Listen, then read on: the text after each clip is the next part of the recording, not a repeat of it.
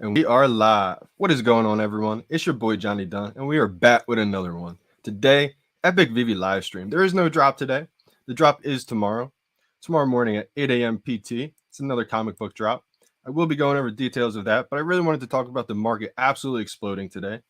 I mean, it's one of those things where we always knew it was going to come to VeVe, but it's just great to always see it happen. And also, I just wanted to answer any questions that anybody may have had. Wasn't able to get back to a lot of people on Instagram, Twitter today, so I just wanted to come on live, talk about some market explosion happening, and also just answer anybody's questions. Shout out to everybody joining the chat today. Billy Bob, how we doing, fam? We got Audible in the house. I will be doing a giveaway too. Nothing crazy. It's just another comic book. I have a lot of these comic books. It's a whole comic book. So I will be doing a spin the wheel pick away or giveaway today. At the very end, I'm going to be asking everybody's username. I'm going to restart the wheel because I know a lot of people from before weren't probably aren't going to be here. How we doing, fam? What exactly is on fire here? We got a lot of things on fire I want to talk about. First, I want to talk about the comic book drop tomorrow. Just going to go over the details real quick. It's a Daredevil, issue number 131. This is not going to be a holy grail comic book. If I get a top rarity, like a secret rare, ultra rare, I may flip this one. Secret rare, I think I would flip it. Ultra rare, I may hold it. I do like the cover of the ultra rare probably the most here. I want to bring it up real quick. So this is a comic book drop for tomorrow. Here's the comment, 11 a.m. tomorrow. This is what it looks like. I like the comment. Probably the second or third most. It's the uncommon here. It's the rare. Big fan of the ultra rare. I think ultra rare is my favorite. And then the secret rare. Secret rare is probably my second favorite on this one. Let's go over the details of how many there are. Again, $7 for list price. I wonder if one day we're going to get an expensive comic book. They'll probably mix that in there one day, but $7 seems to be the price every single time. Total editions, 30,000 editions. The common has 21,000 editions. The uncommon has 5,000 editions. The rare, 2,350. The ultra rare, 1,050. And the secret rare, 600 editions for tomorrow. And then also, they did just announce another limited edition comic book coming up soon. Hey, how we doing, Borat? 2 a.m. for you guys. Get some sleep. Make sure you guys get some sleep. Appreciate you for tuning in. Yeah, what isn't on fire, basically? That's the comic book drop for tomorrow. I think the ultra rare, the secret rare look the best. I mean, we've really seen an explosion with the season 1 Batman's happening right now. A lot of people have been saying it from day one, man. I mean, season 1's going to be, because you got to think about it. When a whole bunch of people come on the app, right? We have big time collectors coming on the app. They're obviously going to start picking out their grails right away, the ones that they're really into. But as a collector, you're going to go back and go to season 1 to start your collection. And I think that's what we're seeing happen right now. I mean, we have Superman. I just made a video the other day about how Superman 4 months ago was just a couple $100. And when I showed the video yesterday, I think it was at 1.5, maybe 1.6K. And already it's at 2K. Nightwing's over 2K. Those are some of the babies right there. The real explosion is Todd, though. Todd McFarlane Batman, 5.6K right now. Unbelievable. This is the one that started it all right here. Todd McFarlane Batman, 5.6K. Crazy. You got the FA Joker. It's going up to almost $700. There's a lot of season 1 collectibles right now going up. What did the market do? Please tell me. I think people are just starting to catch on too. I think what's happening is maybe there's a lot of people that were on the fence this whole time. They're starting to get aware that the MTL is here. It's being rolled out. They're not afraid to put their money in now. The comics really aren't exploding just yet. I think, it's going to be interesting to see going forward to see how they do the limited releases, if we're going to see another 1,000 total edition comic book or not.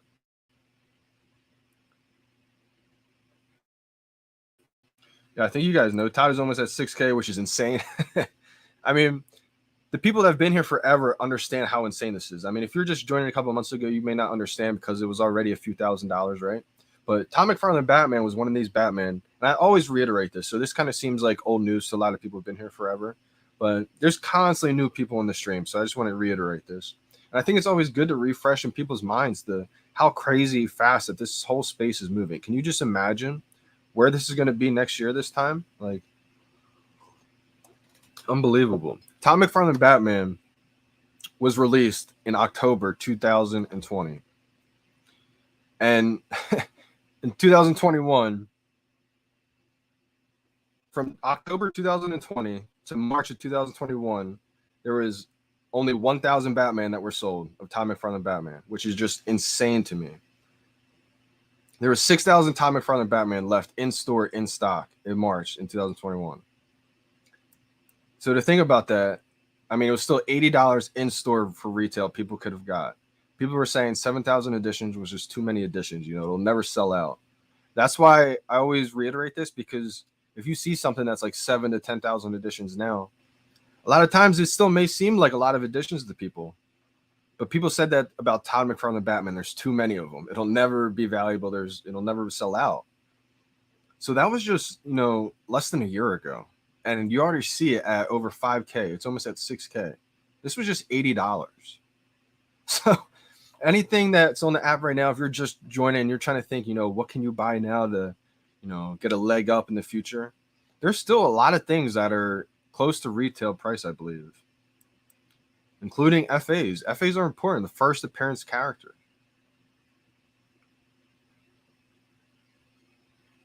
Let's go. How we doing, Brennan? Brennan in the building. Yeah, the Omicons. Shout out to the apes. They're going crazy right now. I may have to get one. Todd is a must-have. Glad I got one. Yeah, I think Todd is a must-have. I mean, Dan said it in the very beginning. Dan Carlish, he said, Todd, you know, everyone should probably own a Todd. Like Kaki always says, you know, shout out to the Todd father. He always says it comes back to the Genesis. You know, it comes back to the ones that started it all. Season 1, Series 1, the first collectible, stuff like that, you know. Iconic piece of history.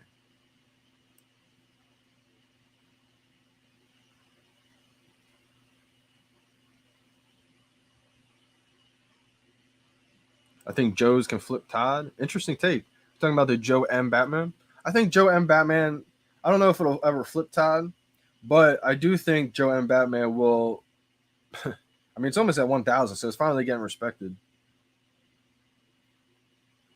We got, let's see here. We got Becky Batman at 1.5K.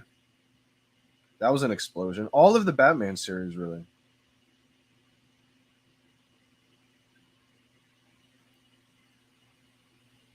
Even things like the Gary Frank Batman. I mean, with the delistings happening, with people actually buying all of these, that's the thing. People always ask, you know, are people actually buying them? We see all the time video clips of people actually buying them.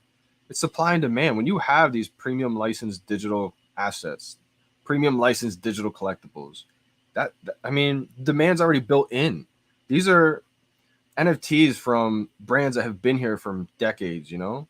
They already have a fan base that has been here for decades. Hundreds of millions of fans. Todd versus ultra rare Mickey Steamboat. Oh, it's interesting. I think Todd's going to take that. Absolutely.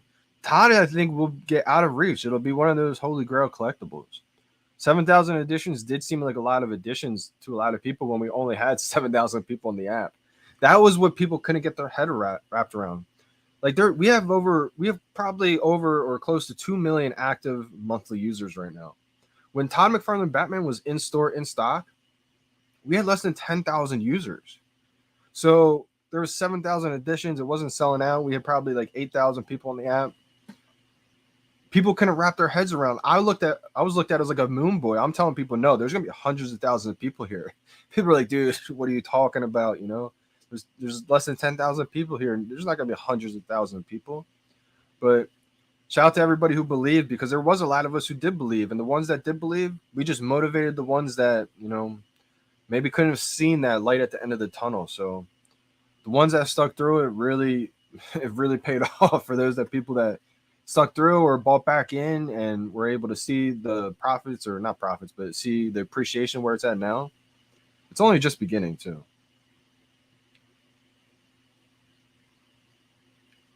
Would you have sets for MCP or blue chips? Are you saying like one or the other? I think it's a good idea to have a little bit of both. I don't think it's really like a either or scenario. I know there's a limited amount of money people. I mean, I had limited amount of money too. I would say I split it up though. I kind of went half and half. I focused on those blue chip collectibles, but I did sell off a couple early to finish those sets, and I'm kind of happy I did because I mean I wanted to make sure I had the Batman completely completed set. So the thing about either blue chips or just completed or like go after the Master Collector program points and the sets and everything like that. I think if you can have some kind of combination of both without stretching yourself too thin, I think that's the way to go. Like for me, I could have went all Todds, right? All Todds, all Superman, all Rizzos. I wish I went a lot more Rizzos in the beginning. Um, but I'm really happy with the way I have that foundation of all the sets I have, the Master Collector program points and everything. So it's tough. I would say try to have a combination of both without stretching yourself too thin, if that makes sense, if you're able to do that. And if you had to just pick one or the other, I would focus on the things you love.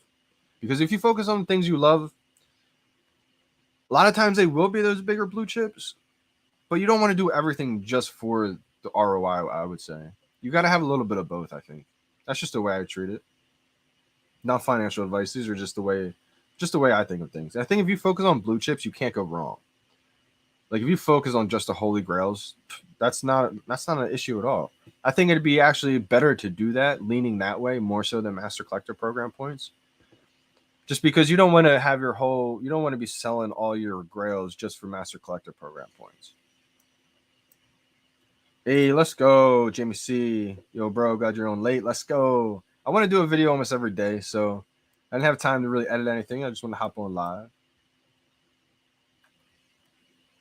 Hope that answers your question, Anthony. Because it is a tough question, right? I mean, if you only have a little bit of money and you're just starting out, do you want to focus on those MCP points? I think the MCP points are more so something that's like a bonus. I don't think it's really a target goal that you're going after, unless you're an absolute whale and you're trying to come like for first place type thing. I would treat it more so like a bonus. Howdy, fam.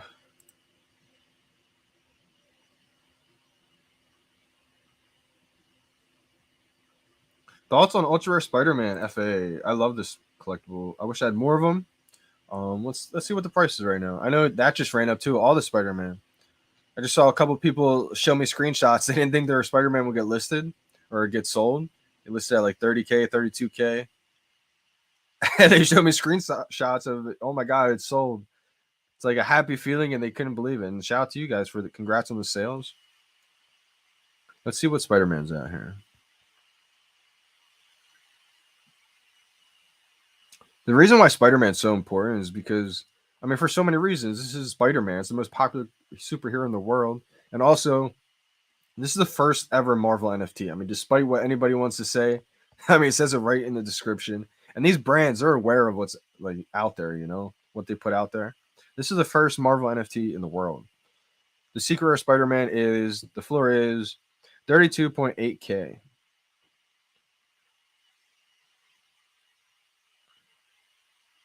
Wow, there's only 1, 2, 3, 4, 5, 6, 7, 8, 9. So 9 left before 50K, basically.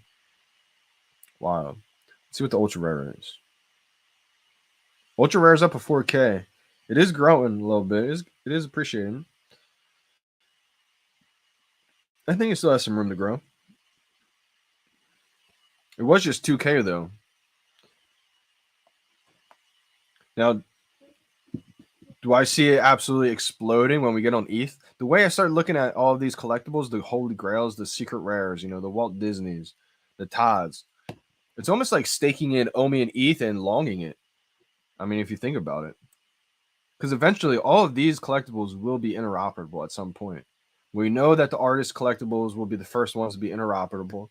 I mean, the big brands probably won't allow it right away. But even the founders of VeVe, the founders of Ecomi, Dan, David, they've all said it in AMAs before. They expect eventually, at some point, for them all to be interoperable. And that's the way I see it too. So eventually, people are going to be paying in ETH for the Secret Rare Spider-Man. I mean, I've seen so much money being spent on all kinds of crazy NFTs out there in ETH. Deadpool and Groot on the retail. Yeah, there's a lot of collectibles out there that are still on the retail. I think even the Board Cube is still on the retail. Rizzo or partners? Wow, that's a hard one. Right? Are they about the same price? Is Rizzo about 12K right now? I think Rizzo might be a little bit more. Rizzo might have a better chance at shooting up quicker.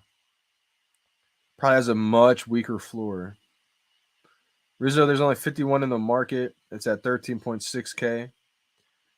I mean, a quick scroll up, it's right at 30K, 50K. Gets up there real quick.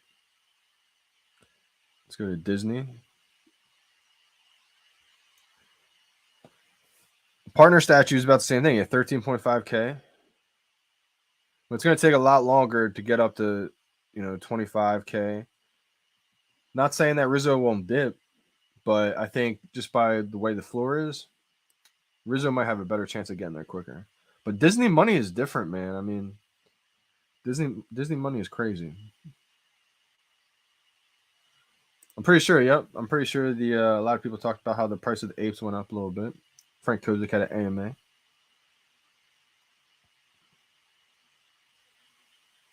I think that looks amazing. Can you imagine just like the 8K VR lenses that are going to be coming out and everything?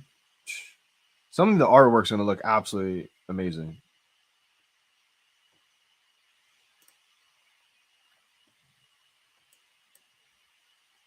We're seeing that FA doesn't mean everything. There's a lot of collectibles that will still have value that even that are FA.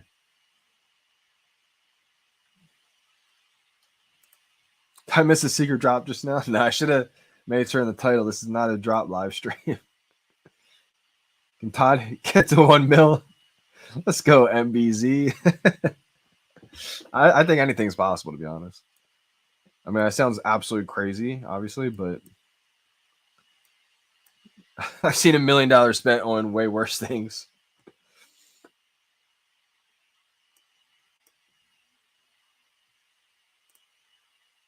I kind of agree with that. There's a lot of steals just because you see the secret rares of that same collectible, comic, etc. Absolutely skyrocketing. But then you'll see the ultra rare, not that expensive.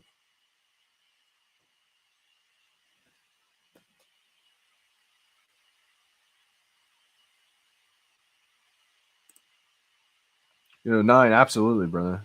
Finding crypto, diving into NFTs, having conviction on how NFTs can be part of everything, studying Ecomi and their project team. It's a path that such a small percent of people took in March. We're blessed. You just hit the nail on the head. You got to think too. I mean, everybody that's here right now, everybody that found it early. I mean, this is still early. They put out videos from Ecomi with Al Khan talking about everything. Shout out to Al Khan, the legend. David and Dan were on this so early. They put out videos since 2018. That's the video that I saw. I saw a video from 2018. You got to think of how many people probably saw that video, didn't do anything, didn't understand nothing. I mean, granted, they didn't have the app where it is today, and that's why timing was everything as well too. That's what's also so crazy about this is it felt like it was finally perfect timing in my life. I never had that perfect timing before. In fact, it was always on the exact opposite of perfect timing. From my head coach that saw everything I put in, just having to leave my last couple of years in college to like that was the worst timing in the world. But so many other things too. Just finally felt like I was just on the right side of just perfect timing and luck too.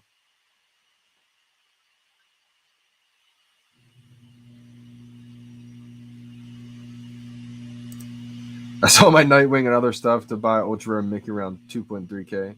I still miss him and a lot of S1 Batman stuff though. That's the thing. It's almost like we grow so attached to these collectibles. Like talking about Nightwing, I almost sold a Nightwing recently too. Shout out to everybody in the fantasy football league. Was able to get my third Nightwing finally. Let's go. I might finally have to get my statue of Nightwing after that. The match with my Todd.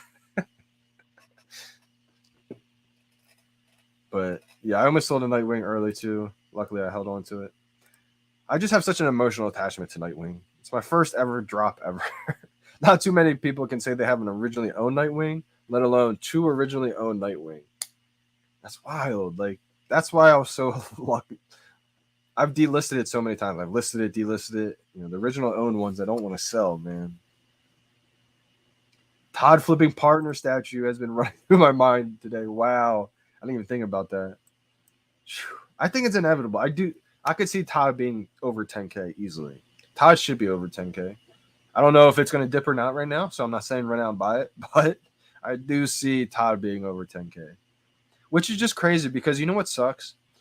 There's a lot of people that had conviction, but nobody else had conviction yet. Shout out to Pirates, man, because I just saw his video and he was just kind of talking about that. He had a whole bunch of Todds, but he sold off a lot of them. But luckily, he bought back in at the perfect time. And so he had conviction the whole time in the Todds, but nobody else had conviction yet. And that's exactly the mind trick. Like, it's like he was so early on it. We were all so early on it.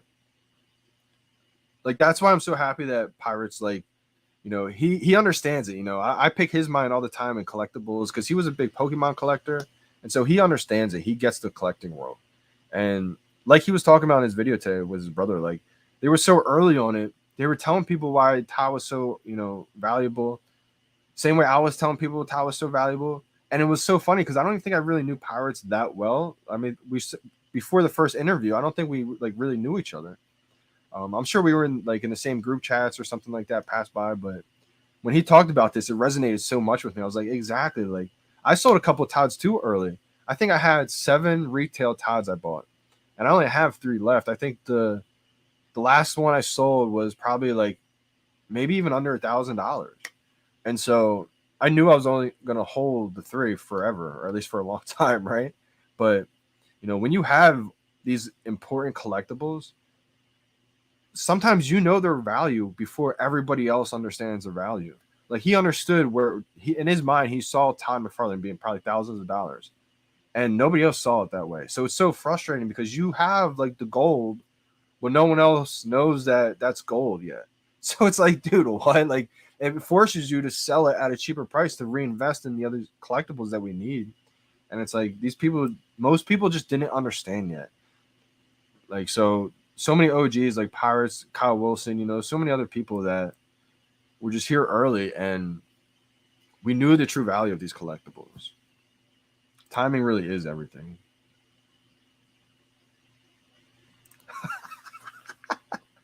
Johnny, when you get your millions from NFTs, will you bail out on us? You're right. I ain't gonna bail out on anybody. You know what's funny about that too is I keep thinking about how value some of these collectibles will be. Like the Secret Rare Spider-Man. I do see that being over $1 million one day. And I probably still wouldn't sell it. Because the way I see it is I want a museum. I want people to come in and pay like a little tip or a little fee, wherever the case may be. And it doesn't even have to be expensive, just a couple gems or whatever it is. Maybe as the valuation of the collection grows, the fee grows a little bit higher. And so I just want people to come in and see it all instead of forcing myself to having to sell any of these,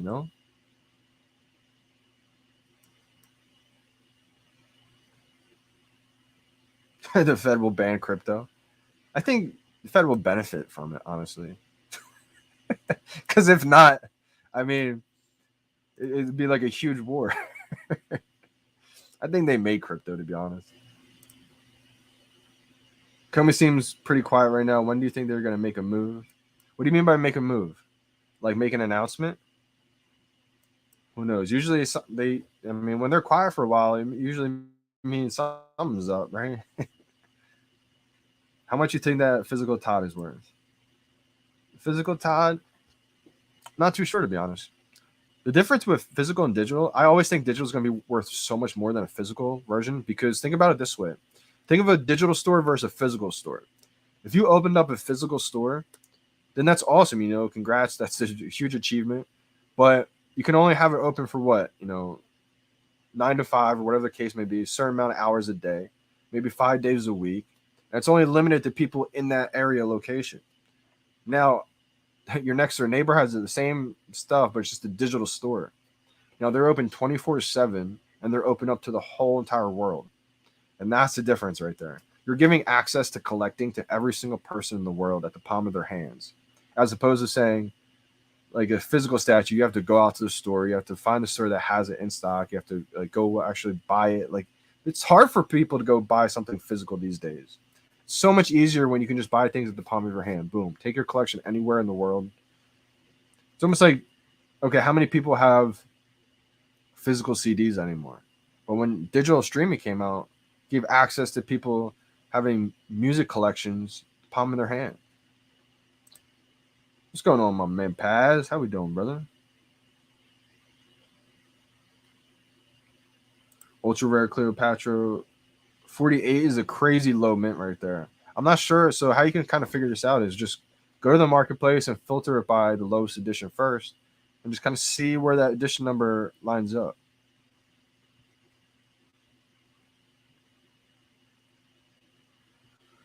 Interesting take, very open and forward way to think. Yeah, I mean that's kind of just the debate because a lot of people want to say like, how is a Todd McFarlane Batman worth thousands of dollars when the physical is only worth, half a grand or whatever the case may be.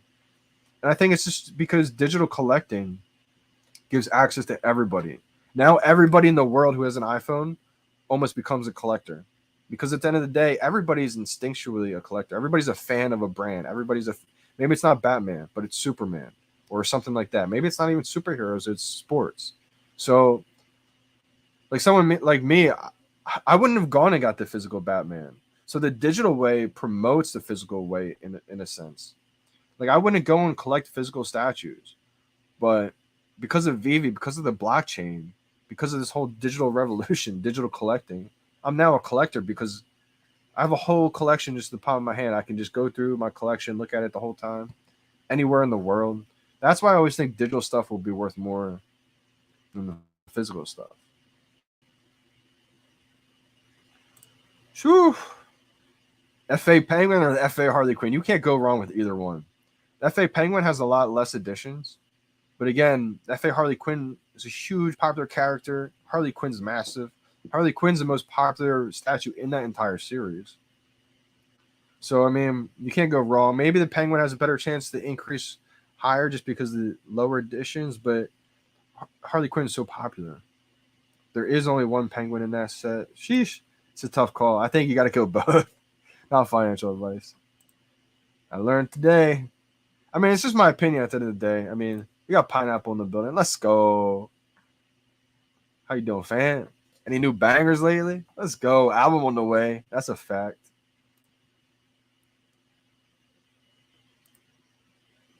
It's not like it's not facts what I'm saying, but it's just my opinion. I think digital will always be more valuable than the physical for that reason. I mean, it's turned people into collectors who were never collectors before. I got to get some pineapple NFTs. That's a fact. Once I get my bread up a little bit. Yeah, these are both FAs, the Penguin and the Harley Quinn. Only player one, I don't think you can go wrong right there. Harley Quinn is gonna be a good one. Penguin only has 55 or 3,500 editions. I haven't looked at the edition count in a while. I forget now. Can't believe I forget the amount of editions. Penguin, man. Penguin 660 right now. Let's go. So there's 3,250 editions, basically half the editions, less than half. Penguin probably has a better chance at exploding quicker. Like if you look at the floor, it's 660. You only need like 10 more to go before it's 800. Harley Quinn, the floor is 550. You need to scroll down a pretty good amount of way to get to 800. But once it gets there, it will take off. I think Penguin, FA Harley Quinn, FA Joker, these will all be over $1,000 eventually. How we doing, fam? Oh, Harley Quinn, Terry Dodson, first edition, or Professor U. I'm leaning Terry Dodson. This is a good one too because I don't have either of these collectibles. These are two season one collectibles that are legendary, but I don't have either actually. I would lean Terry Dodson, and I say that only just because I think Harley Quinn's more of a popular character.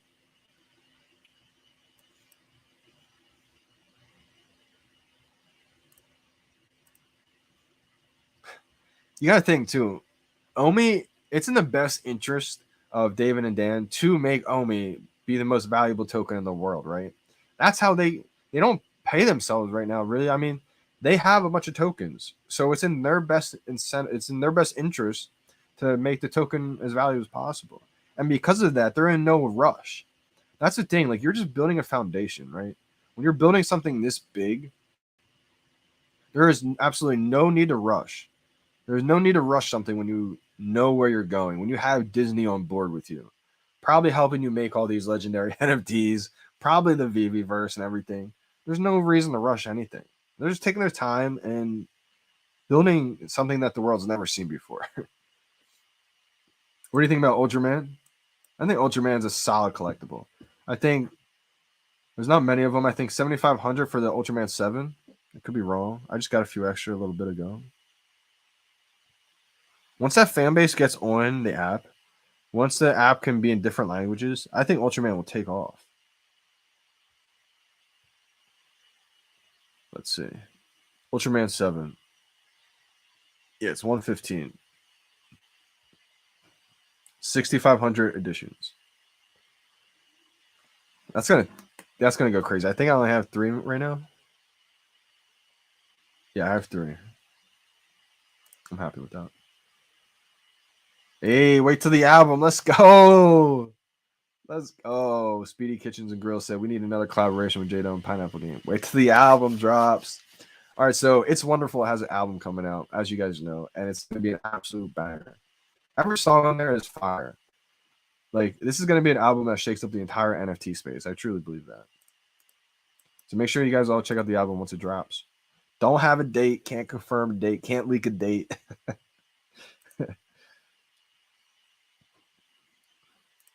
Musky Doge, 600 gems. What would you buy on the market right now? Not financial advice. Thanks, bro. Not financial advice. I have to say that, of course. If I had 600 gems right now, I would ask a question first. Are you just starting out? Are you trying to build a collection? Are you like just trying to flip more for more gems right now?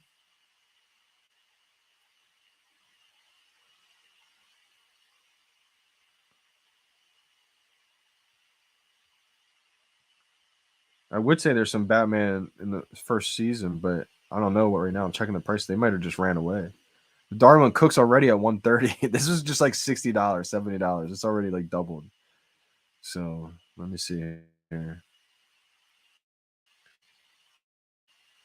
Like we always knew this would happen. It's just amazing to finally see it happen, you know?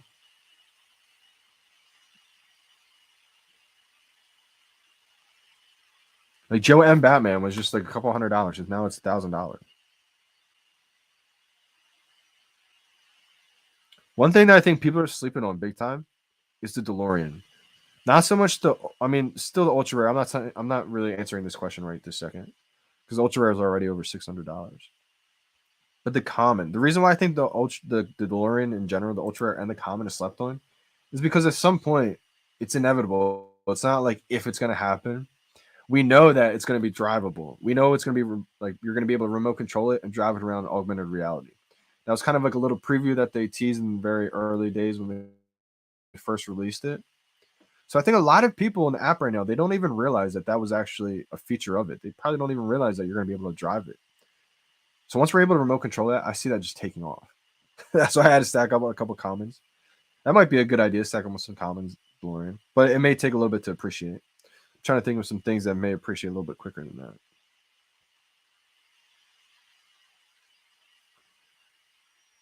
Artist collectibles, I feel like, are a good risky bet because I think, well, I know they're going to be the first ones to go on IMX, Immutable X. And if they explode like people think they're going to explode, I mean, people will be able to pay in Ethereum with them. So I think if you have low mint artist collectibles, that could do really well on OpenSea and Immutable X. Without any specific collectibles, I think if you can get a handful of like one collectible or a couple collectibles with $600, that's the way to go. Because once they at least double, I mean, boom, that could be like over $1,000 right there.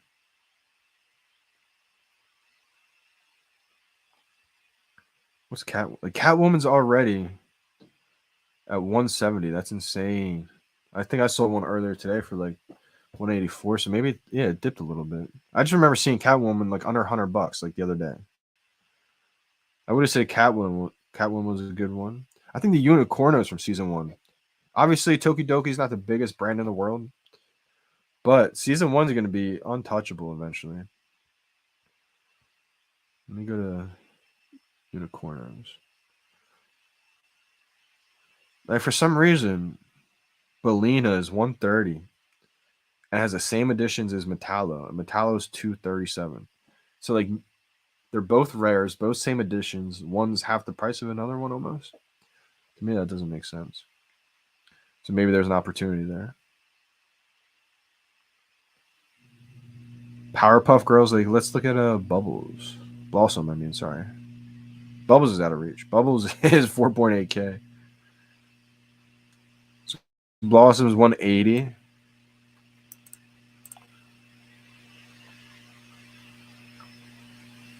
think that one could go quick. There's 100 left in the market. Buttercup, 240. That one's going to get out of hand quick.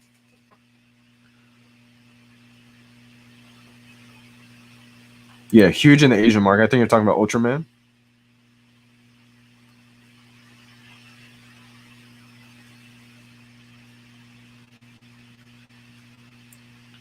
This is a tough question, George B. Should I sell my Ultra Rare Labbit to invest in the Joker and Harley FA?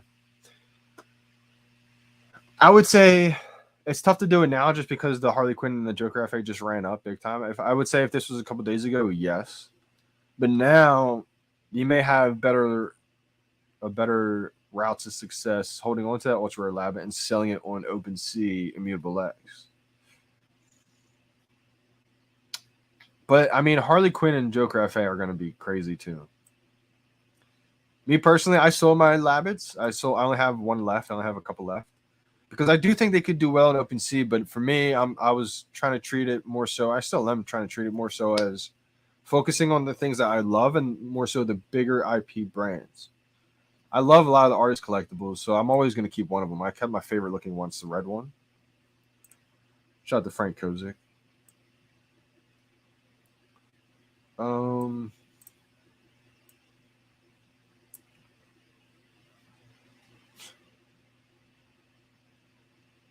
You don't need a storage unit when you're when the wife kicks your too large collection out of the house. That's a fact.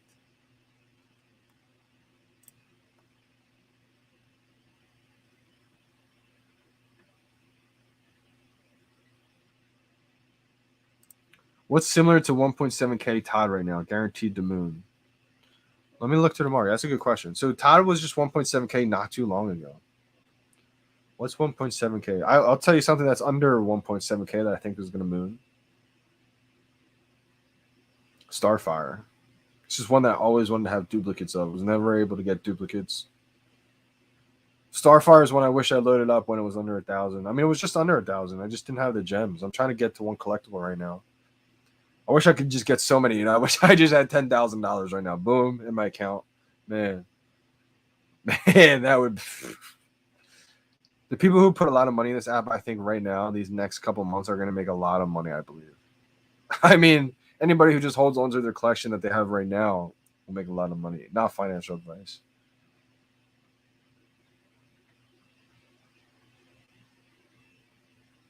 Becky's getting up there. It's just tough with Becky because we've never seen it this high before. This is like uncharted territory. Some people are going to say it's going to retrace. I think it's left the station, but we're going to find out what happens with that one. It's 1.6K right now. There's only 53 left in the market. This is from the first set ever on VeVe. You got to think of when there's season 10, a couple of years from now, people are going to just, dream of having any one of those collectibles in the first set on VeVe. The Becky, the Joe M. If Rizzo's 100K, Todd will easily be 50K. Like, what do you think Becky and Joe M? They're not going to stay at 1,000. It'll probably be like 25 and 10.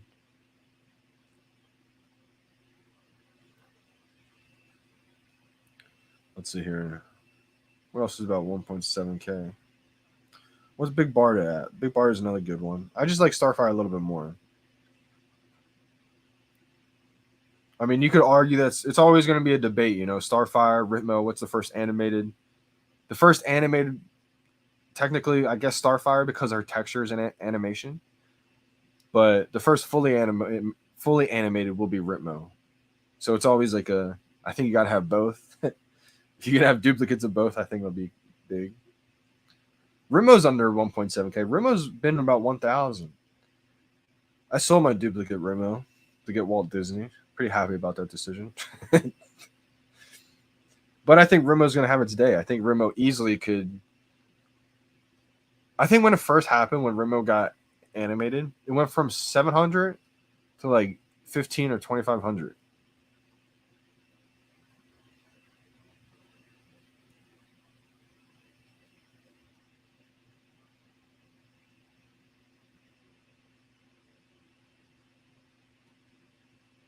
Let's see, what else is there?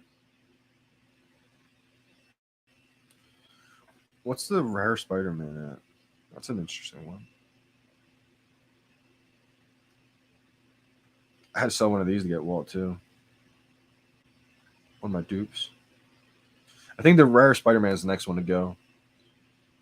Just because we saw, all right, so the secret rare Spider-Man went. It's 33K. Then people caught on. Ultra rare Spider-Man obviously was undervalued. I think this is going to happen in comics soon too. So like you see the secret rare comics, 10K some of them, and then the ultra rare is like 300, and it's like, how is a secret rare 10K, but the ultra rare is 300 or something crazy like that? And that just goes to show you when you have a limited amount, the scarcity, it's so easy to set that floor high. So that's why there's always going to be a huge debate, scarcity over popularity. I always say, like, when you have something like so scarce, it's going to be so easy to set the floor high. But if it's not popular, if there's not that much demand for it, the floor is just going to stay high, and there won't be real, it won't be too liquid. Almost like a Donnie, how long have we seen the Donnie be crazy high amount of money and not really anybody pay for it? It's crazy high floor, but I think what's going to happen with that is it'll just pay off in the long run when you go to rent it out or stake it, and floor is this amount. So stuff like that. The secret rare Spider-Man's 30K, ultra rare Spider-Man's 4K, the rare Spider-Man's 550. Like that disparity right there doesn't make much sense. So I think the rare Spider-Man will probably be over $1,000. Yeah, I think so. And then it'll be between the uncommon and common. They'll fight it out. The common's at 373. Uncommon's at 294. And that right there is one of the few I actually understand why the common would be more expensive than the uncommon. Just because I think people want that original Spider-Man pose. That's the iconic pose that Spider-Man's in. It's the one that's on the VeVe app when it loads. The uncommon, I'll show you guys what it looks like.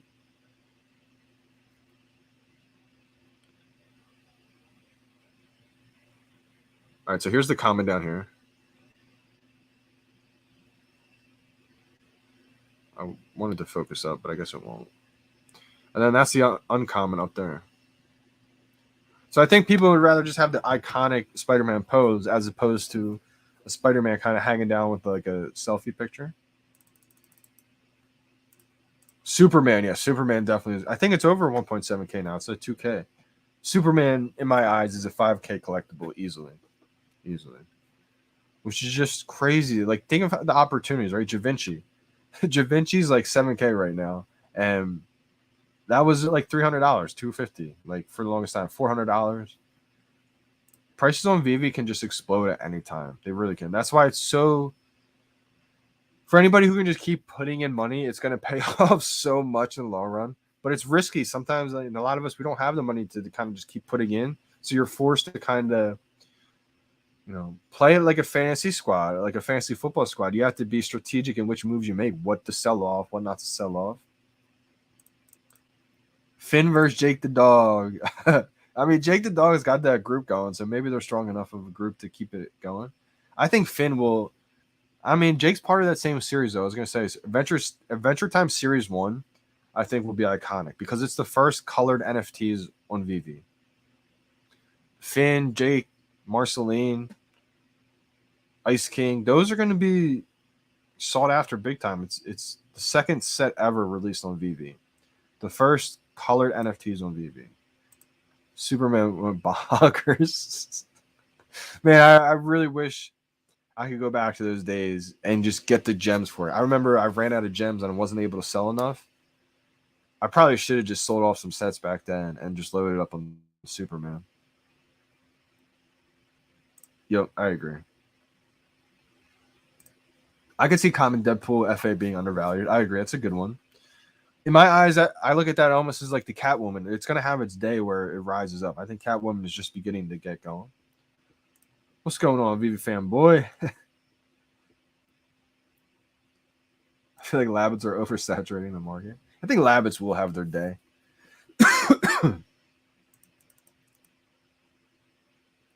Oh man, don't get the wifey throwing away the first edition Pokemon base set. That's money right there. Wonder Woman's a great one. That's a great example right there. Wonder Woman is a good one. I don't think it'll be, a few $1,000s, but I can see Wonder Woman being $1,000. It may take a little bit of time to get there, but it's not a full set by itself. That's why Superman, I think, is super undervalued too.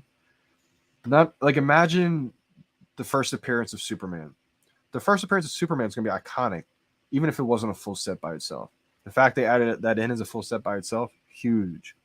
Wonder Woman FA is going to be big.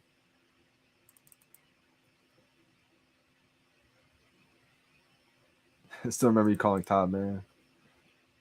Man, I wish I was able to keep my 7 Todds right now, but it's just one of those things. Like, I was one of those people who just knew the value before most people did. So the floor was like 300, 500, 800. And in order to get some of these other blue chip grails, I mean, you got to do what you got to do. I knew I would never let go of the 3 I have right now. Now it's like I've came close to letting one of my 3 go and just long holding the 2 I have. But I've held off from doing it.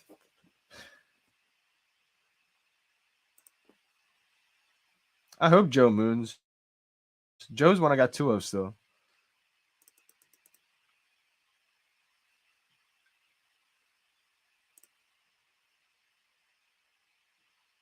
Just by our, not financial advice.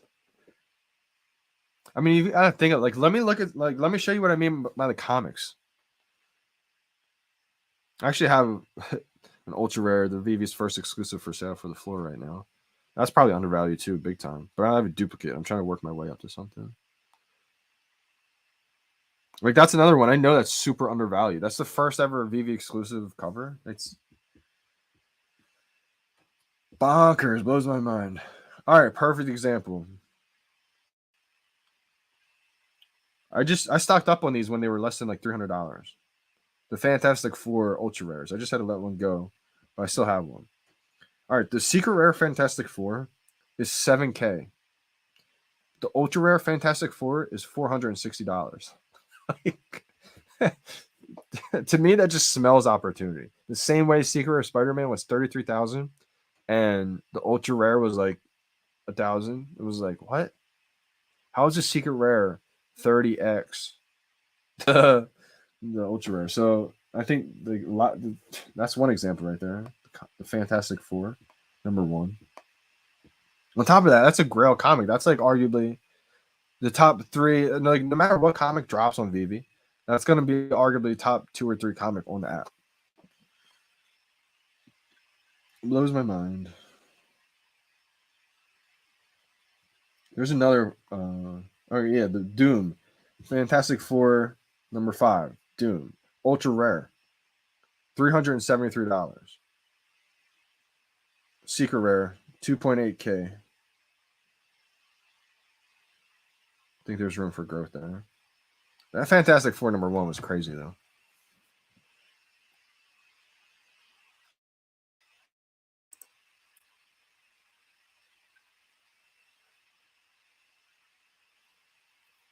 I agree absolutely. I feel the Mickey drop was overhyped. No FAs, not Disney's first drop in 2 years. Nah, I feel like it's just getting kind of overlooked right now. I maybe just because the hype was crazy high. I still don't think it was overvalued though. I mean, there's going to be some FAs that drop that are still really important, or some non-FAs that drop that are still really important. And this is still Series 1. This is still Series 1 of the Mickey Mouse NFT collection. We do know that the FA of Mickey Mouse was obviously the partner statue, but still, that just makes that one just even more valuable. And I don't think it makes this one less valuable, because I do see eventually the Mickey Mouse NFT collection will probably We'll have Mickey Mouse in color probably too, which that'll be a big deal. Maybe this one dips a little bit for that, but just like we see with the Batman collectibles, once things dip for the new ones, the new shiny whatever, eventually that this old stuff will go back up. Let's go. Stocking up on the lab. It's crazy, Dan.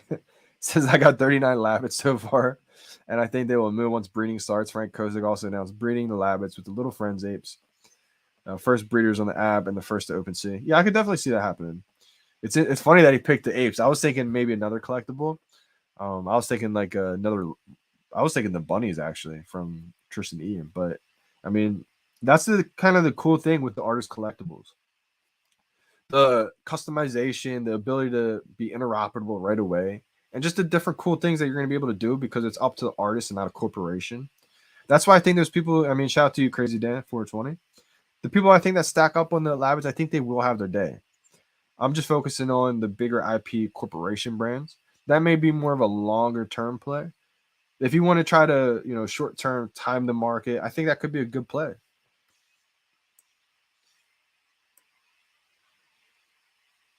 The golds will be insane, especially in 2 years. But I mean, I think the Mickey Mouse ones will be good too. I think all these golden moments will be $1,000 minimum. Like the worst one will be like $1,000.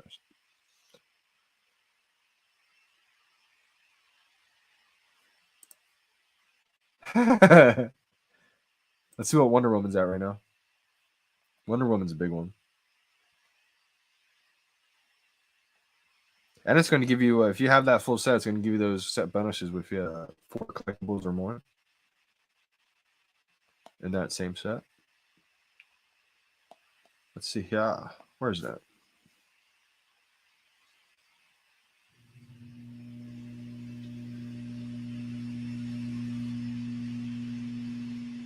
Where is this set? I can't find it. The DC artist.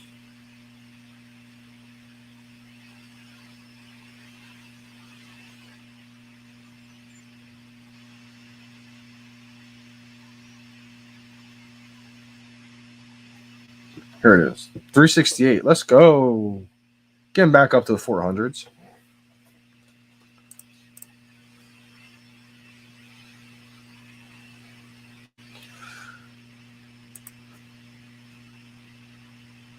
So you won't let a tie go for another steamboat? Oh, I was actually thinking about letting a tie go for another collectible, not the steamboat, to be honest. But I didn't pull the trigger. I couldn't do it. I almost did it, and if I did, I would have got swept right away. Let me see what Todd's at right now. At the time, I would have listed my Todd for like 4.5K.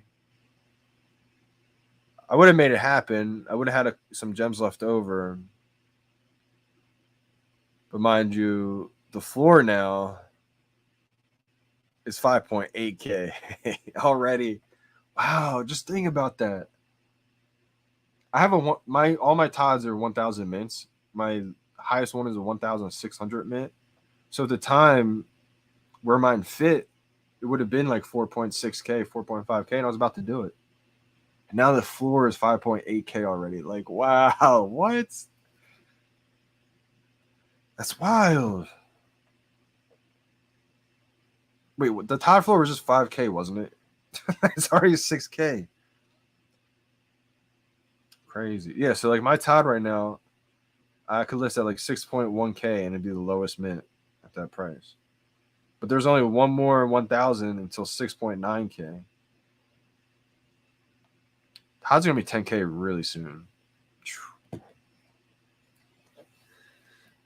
My baby's growing.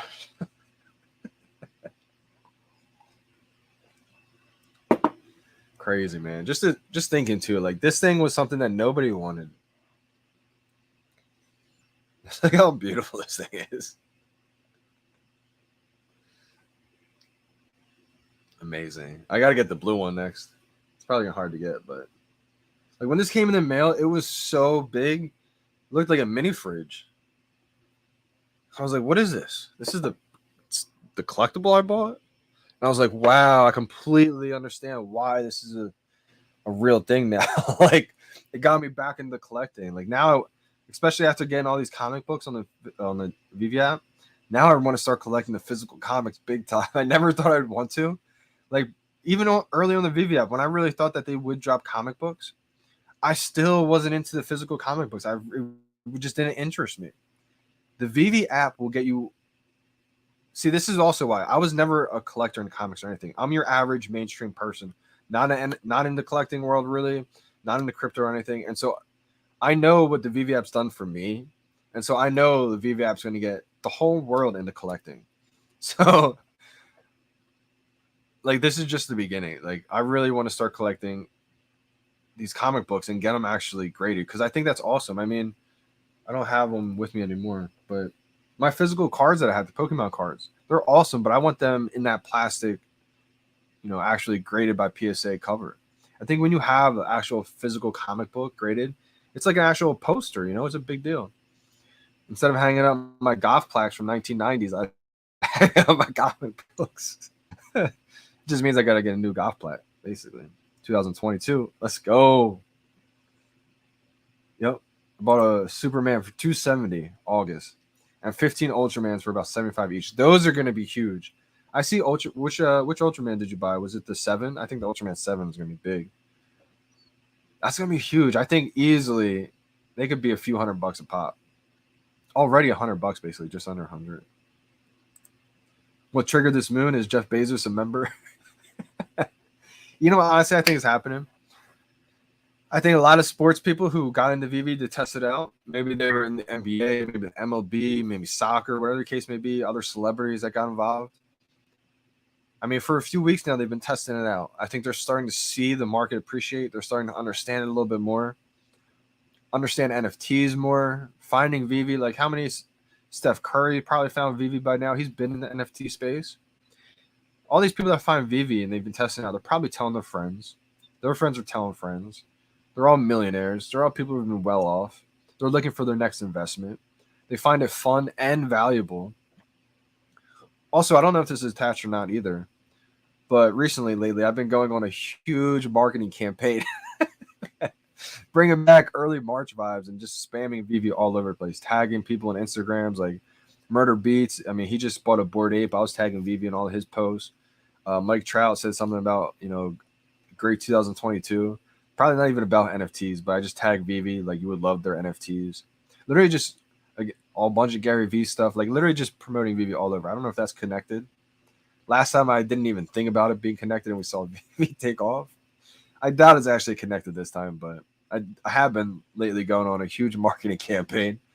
Just commenting, spamming them like crazy. I think it's more so the first one I said. Just a bunch of people who were testing it out early. Probably just telling their friends now, Let's go. Shout out to Wayne. Wayne is awesome, bro. Wayne, asked me a couple questions on Instagram, answered them for him. I hope they helped out. And, bro, shout out to you, man. He's another person who sent me a collectible. He sent me the Last Fat Breakfast poster, which is awesome, too, because that's a full set. So that got me up another set. Shout out to you, brother. I appreciate you big time, my man. Wayne, shout out your Instagram. I forget what it is. But write your Instagram in the comments, and I'll shout it out. Wonder Woman to the moon.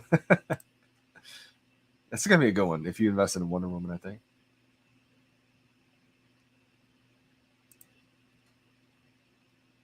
Yeah, I agree. I think he's talking about the Fantastic Four #1 here. I'm really late on these comments.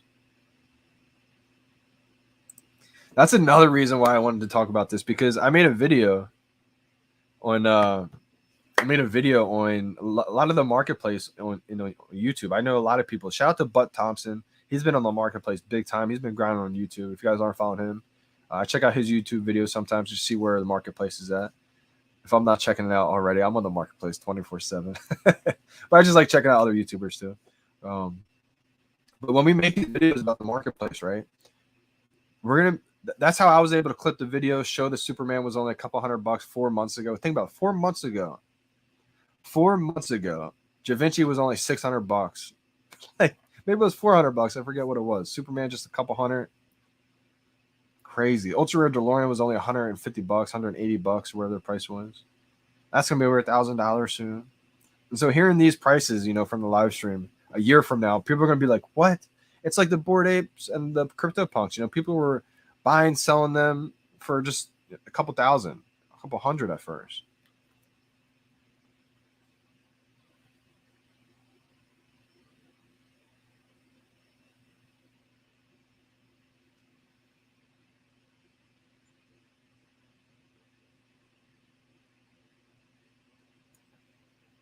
So happy Nightwing went up there. Whew! Let's go. Shout out to everybody in the Influencer Fantasy Football League. Shout out to the Community Football League that I did not win, unfortunately. Alex be cheating those rules. I'm just kidding. Alex, you actually did a pretty solid job as commish. Appreciate you, brother. Yeah, so Nightwing is about 2K, 1.9K. Got 3 Nightwing. Let's go. Hey, appreciate you big time. I mean, again, nothing I say is financial advice. I'm sure I'm wrong sometimes, and nothing I say is factual. But I feel like if just talking about my experiences, insights that I've learned throughout the way for a year now, if any of that's ever helped, I'm just glad for that, because I'm sure it's helped a couple of people. Not everything I say is facts, obviously. I could definitely see OpenSea. See, everything's kind of like an exclusive group too. So maybe the Bored Ape Yacht Club members kind of take in the wing of these little friends with the apes on the VeVe. I love the fact that the VeVe, collectibles, the holders of that group, they made like the VeVe Ape Yacht Club. Like, that's hilarious. Getting back to the late night streams. I'm not going to be streaming up 3 a.m. like I did before, 5 a.m., crazy times like that. But just want to hop on today. Let's go. Johnny back at night. Didn't have time to edit a whole video today, so just want to come live. Plus, I don't really like making videos. I feel like I can't. It's so much harder to talk into a camera when it's like not live and I'm not talking to 2 people. I feel like this way I'm like having a conversation with people. What's good, Willow Kid? The only thing I got to do now is hop back into Spaces. Hop back into Twitter Spaces. So anybody who's tuned in from the Twitter Spaces community, I'm coming back to y'all. Don't worry. Captain Carter, yep, less than 200. Yep, that's a good one. Let's go. So I bought the VeVe Batman first, and then I bought the statue. That's why I know VeVe is going to be huge, and physical collecting is just going to, like, all the digital stuff is just going to help the physical stuff. It's going to reignite comic book collecting, the physical world, and everything. I would have never bought this statue if it wasn't for VeVe. That's a fact. Didn't even know these existed. So in the early days, when I saw Batman, I knew it was going to be huge. But I didn't even know what Batman Black and White was. So I'm trying to think. I was like, what is Black and White? Is this like a series of Batman? Is this the real Batman? The confusion was insane. Like, it didn't take long to understand that this is just another series, but like, I didn't even know Black and White was a series of Batman that existed in the physical world. Man, the early days of March, I really wish I just vlogged. I knew it was special. I didn't leave my house the entire month of March. At this point, leading up to March, I was golfing 3 times a day, putting in work, practicing. And when March came, I had to learn about crypto, VeVe, Ecomi, collectibles, David Dan. I had to have trust in this. I didn't leave my house for 3 weeks straight. And it's all paid off. Life Mastery. Let's go. Life Mastery.3. That's my man right there. Appreciate you big time, brother.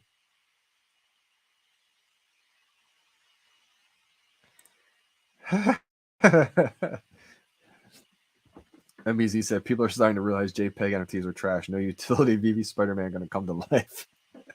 That's hilarious. Now, I'm actually, I wouldn't say all these JPEG NFTs are trash. I actually wouldn't say that, because some of them, there probably will be a space for them. There probably will be a room for some of these. I just think 95%, 98% of the projects out there won't survive, unfortunately. I'm rooting for every project to survive. I really hope every NFT project, survives, thrives, and does really well, because it's just going to bring more people into this NFT space. The more people will find VeVe. Everybody's a fan of something. VeVe's going to have something for everybody. But see, that's why I root for every NFT project. I don't think many will last. I think the cream will rise to the top. But I'm rooting for every project because I want as many people in the world to come in the NFT space as possible. they're all going to find VeVe. So I just think a lot of times it gets twisted. And a lot of these NFT purists, I feel like are almost threatened sometimes, especially when they hear me say I think VeVe is going to be the biggest and best NFT platform in the world. Like just because I think that doesn't hurt anybody else's bags. I think the NFT space is going to be big enough to where a bunch of NFT platforms will probably last. I'm rooting for them all because, like I always say, everyone's going to find VeVe eventually. So I want as many people to come to the NFT space as possible. But I think it just gets twisted when a lot of people who maybe they're not holding VeVe NFTs or holding other NFTs hear me talk about VeVe so much. They may feel threatened at the end of the day because, but I don't want to feel like that because I want everybody to come to NFTs. I mean, imagine when we only have 1% of the world in the crypto. Can you imagine when 50% of the world's in? Can you imagine when majority like NFTs go mainstream? People are still saying NFTs aren't even real, and there's no demand for it. Like people don't get it yet. It's just digital collecting, and that's only one aspect of the blockchain with that whole technology of NFTs. Like,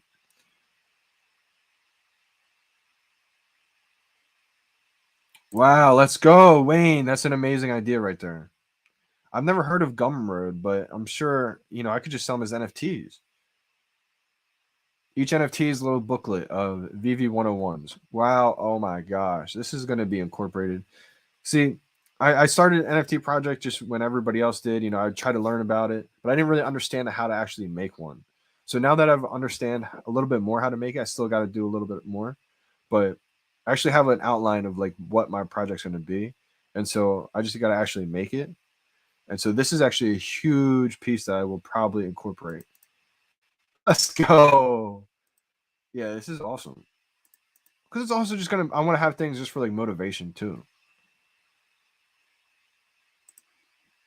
Yeah, spaces, I'm coming. I'm coming with y'all. Don't worry.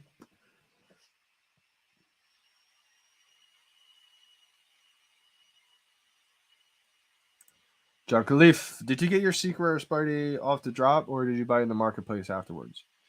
You know what I regret? I regret not buying a second one. I slept on it. I was so happy and just like go lucky that I got one on the drop. I got one for $400. Unbelievable. And you know what's funny about that? I didn't have $400 at the time, not even in my bank. Literally, all my money was just in VeVe. It was just all tapped out. My grandma literally gave me $400 for that drop. So those $400 that she got me turned into 33 grand right now. Like she's already given me so much money to get my collection started. I'm literally still paying her back for that. But this was another time on a drop where I literally ran out of money for a drop. I didn't have enough cash. But I knew this drop was important, especially for the retail price. I was like, this is crazy. So had the 400 gems. I got it on the drop. I couldn't believe it. Unbelievable. And so it dipped. It dipped all the way down to like 1.2K. That was the moment that I regret sleeping on it. I should have doubled down and got 2 or 3. Can you imagine? That's a life-changing moment right there.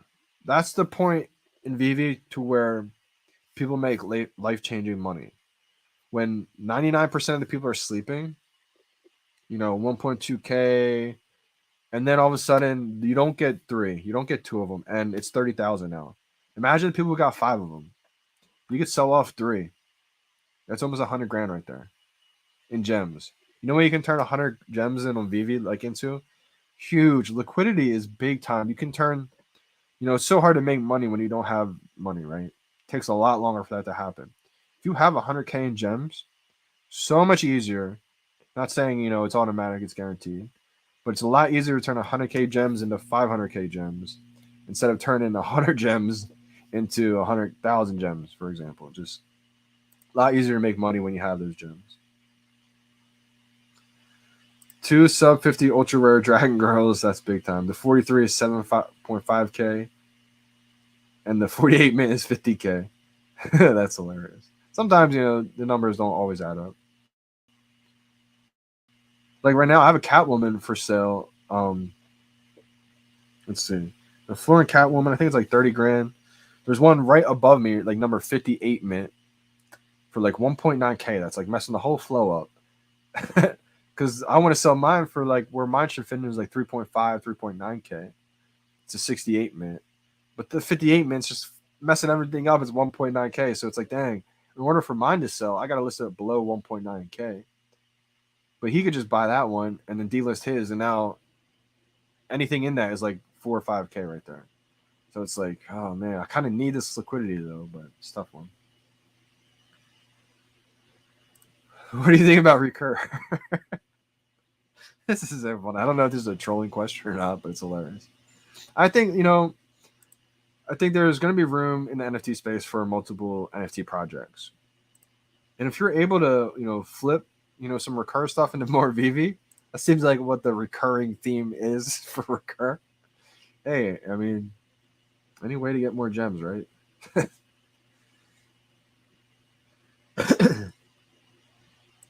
I have one of these. I hope it does go up.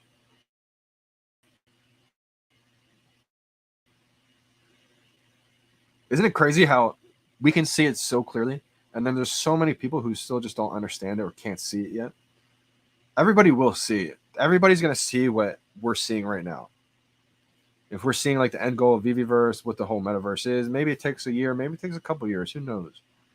But you got to think, Disney's not going to be involved with something if it's not the best. If I had to bet money on it, I would have bet money that Disney's probably helping VeVe create the most premium metaverse in the world. Like, think about that.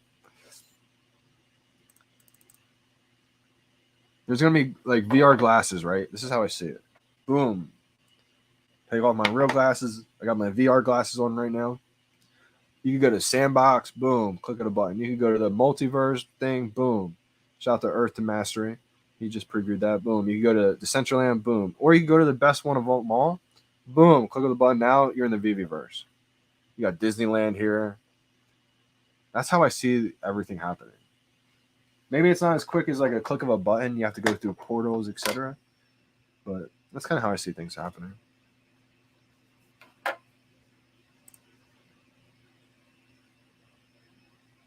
Hey, bro, you sent me a comment storm? Let's go, bro. I didn't even notice that. Appreciate you big time. I just got it. Yep. Wow, bro. Mr. Trackstar here, Johnny. Just sent you a comment storm. Appreciate for your positive vibes. Let's go. Appreciate you big time. Let's go. And if anybody's wondering why the monetization thing is off on YouTube, I had to verify my account, like my ID and all. So it takes like a couple of days to verify. So it paused the monetization. Hopefully it gets back soon. Yeah, I appreciate you big time, Mr. Trackstar. Let's go.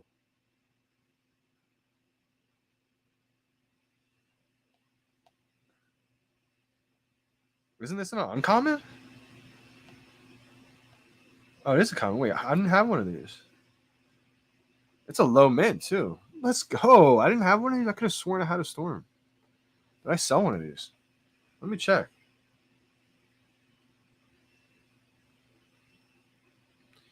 I could have sworn I had a comment. Maybe it was just a different one. Oh, it was an uncommon I bought. Interesting. Wow, thank you, man. I didn't have a comment. Let's go. Let's go. I think Storm is being slept on. It's the first X-Men ever. It's one of those collectibles where I wish I had a secret rare. Wish I had the ultra rare. I do think it's going to go up once. It may dip, if Wolverine gets dropped, everybody's going to want Wolverine. It's going to be big time. But it's one of those collectibles where it may dip. People hop on Wolverine train. And that one's going to go right back up. It's going to be like a dip right before it goes back up. When you have the first one of things, it's going to be iconic.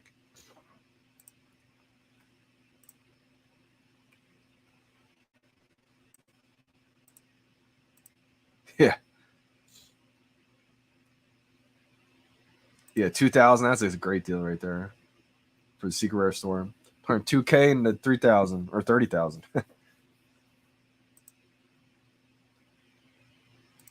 I think it's really close. Hashtag soon. Real Talk asks, how close is Ecomi to 100% immutable X migration? Do you mean like with all the corporation brands? Or do you mean like 100% with the first collectibles?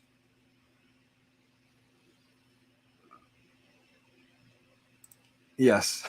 Yes. We already kind of have, just in a smaller way. Do you think someday we will look back at these VeVe giveaways, same as the guy buying pizza with Bitcoin?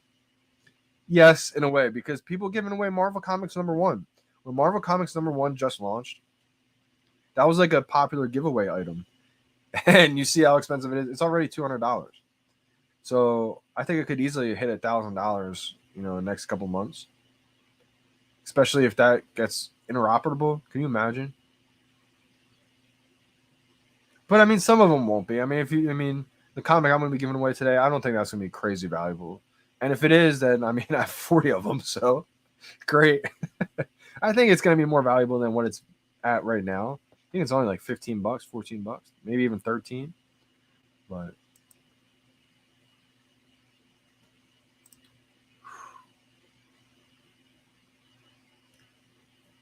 you hit the nail on the head with this one. I drool thinking about the Omi to NFT action. Bye, VeVe before crypto. I can't even imagine. The floors are going to be set so high on these things. It's just going to be like, what in the world? That's a moment we're going to look back and being like, we were trading these NFTs like the early Bitcoin pizza. We traded these NFTs for a couple hundred when they're worth 50,000. Like, that's going to be like Omi too. Shout out to Brock. Brock was telling me, in just the early days, it's just when Omi was so low, you got to think, ready? Omi was, if you bought Omi in January 1st last year, just to February or just to March, even the growth was insane. Like, can you imagine the people like trading Omi like before even January? Like, just because you didn't really know it was going to boom that quick, because a lot of people, they were in for years.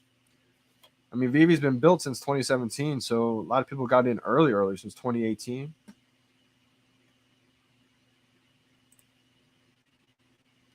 Yeah, it's so crazy too, because you could be holding for the longest time, what you feel like, right? A couple months.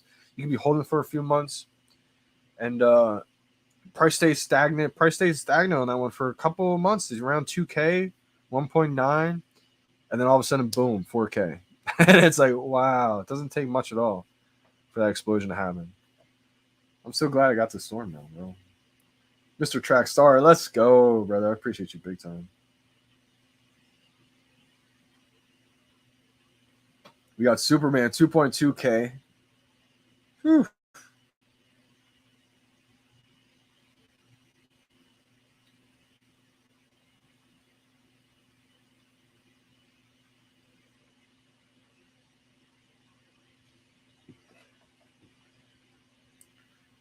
All right, Spider-Man Ultra Rare 4.2K.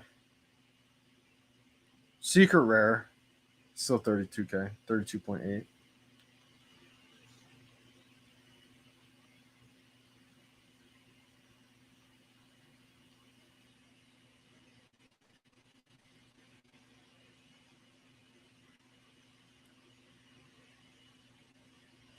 See what Walt's at. Walt's at 13.8K. See what Javinci's at. Javinci's got to be up there. I haven't really heard much about Javinci. I feel like it's probably got to be getting moving soon. 6.9. So it's about 7K right now. So it is going up. See, like, I think about crazy moves like this. Like,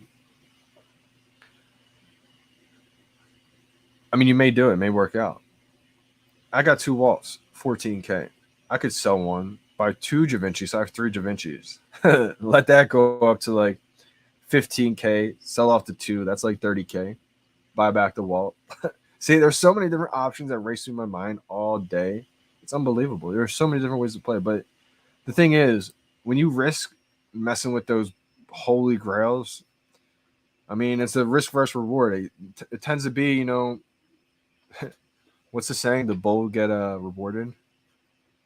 It's not the saying at all, but it pays off to be risky sometimes. Gotta risk it for the biscuit. But when you mess with blue chips, they could just explode on you. Man, I would love an airdrop for anyone who has a Star Wars set. Oh my gosh.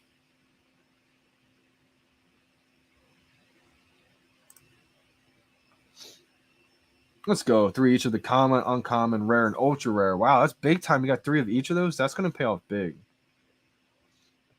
The animation, I think, is one of the best animations too on Storm. Wow. See, it's okay, yo, Mr. Trackstar. You know, he said he overslept the Spider-Man NFT drop. I was like, oh my god, no. So I had to spend 2,700 to get the Secret Rare and the whole set. So glad I did it. A lot of times the moves can be made in the market. It's so unfortunate that you did unsleep or you overslept the drop. But just because you missed out on the drop, we're gonna see time after time again in the future to where we're not able to get these drops.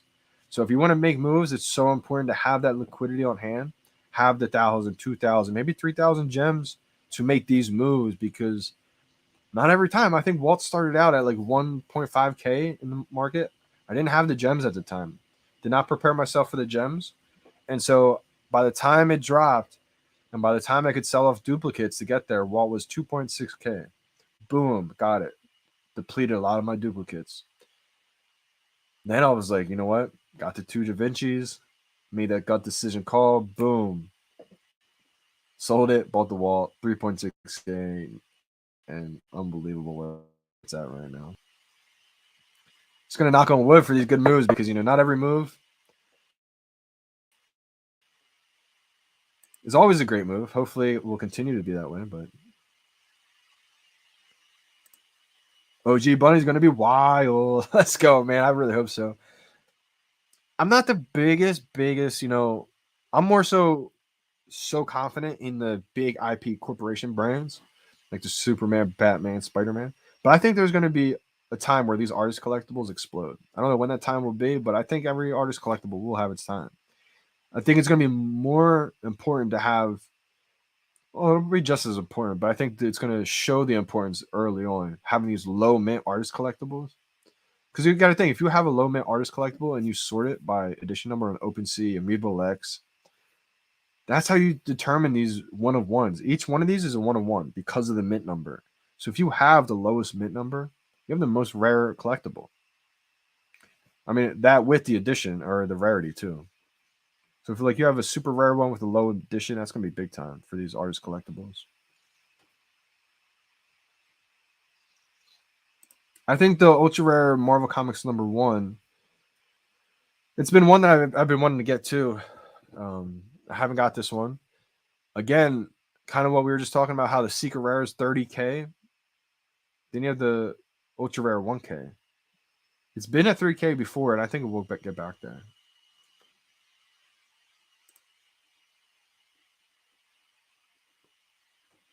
Should I sell my Amazing Spider-Man #3 4-digit mint that I got on drop for Marvel Comics #1 ultra rare?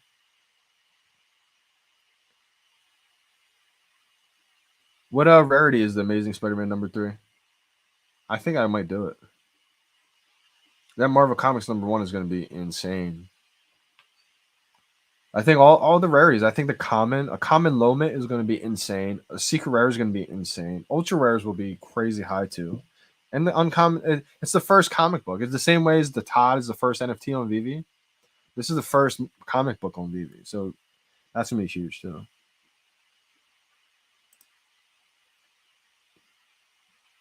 I I would actually agree with this. Maybe not in a year, but at least in a few years. Long term, I'll say long term. Oh wow! Let me make sure I don't have any of mine listed. Holy crap! I didn't know that. Wait, that's huge. I know Tristan Ian's a huge artist, and that's why I made this call.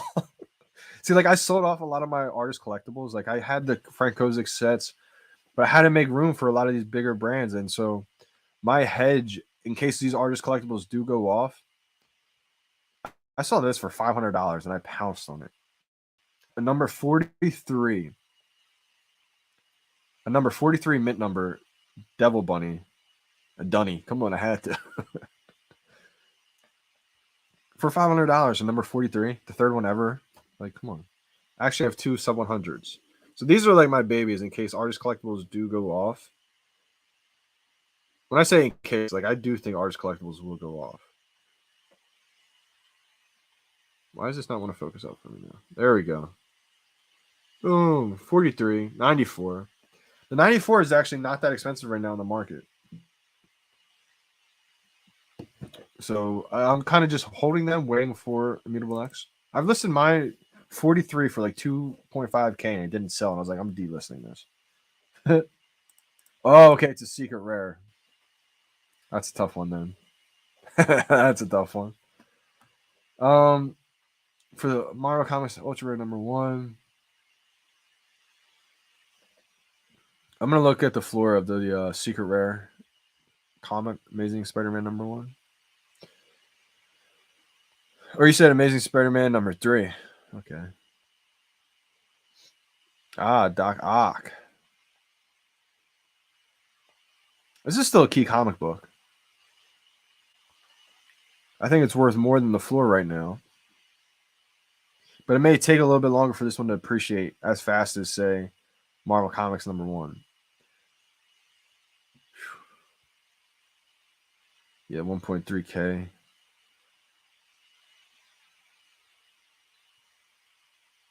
I mean, to be honest, I would look at it like this. If it was me, it's not financial advice. You can do whatever you feel like your gut decision is. If it was me and I had that secret rare, I would be okay with letting it go and having that one Moon as opposed and getting that Marvel Comics #1 Ultra Rare as opposed to not staying with that one and seeing the Marvel Comics #1 Ultra Rare get the 3K. Like you can have faith that it's always going to come back to Genesis. That's what Crypto Kaki has always said, and it's been such great advice. He's always been on that big time. When you have the first of things, it's going to be history. It's going to be iconic. So the first, like on top of, if this could be any comic book that dropped, and it would still be a big deal just because it's the first comic book ever on the VeVe app. But the fact that they made it Marvel Comics #1, that's also just like icing on the cake. Like this is a banger. Like this is a holy grail comic book. Hey, happy New Year from Australia. How we doing, Australia fan? Absolutely, absolutely. That's a great point right there. And it gives it that like the artists have so much more control over everything as opposed to a big corporation, right? So that's what is so good about these artist collectibles being able to breed and kind of they get to use their imagination and come up with anything they really want.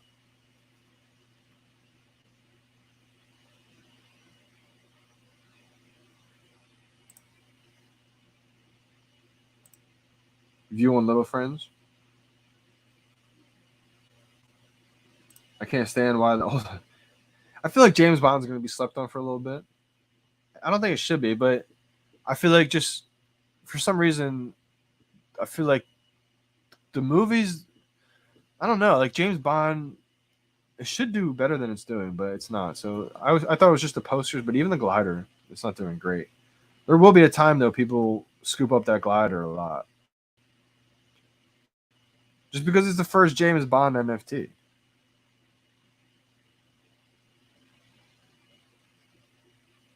I don't own that comic book, Chandler. I wish I did. Wish I did. The whole comic, which let's see, which whole comic might be the one I'm giving away today. The Maestro, first appearance of Maestro.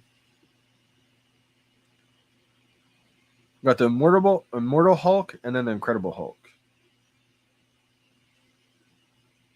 I actually have the full set thanks to Luke Blackby. Secret rare. This is the one that I have the full set of. With the secret rare. I know it's like not the most expensive set or comic book. Yeah, so this is the one right here. The floor is only $12. The floor was like $9 at one point. I scooped up so many. I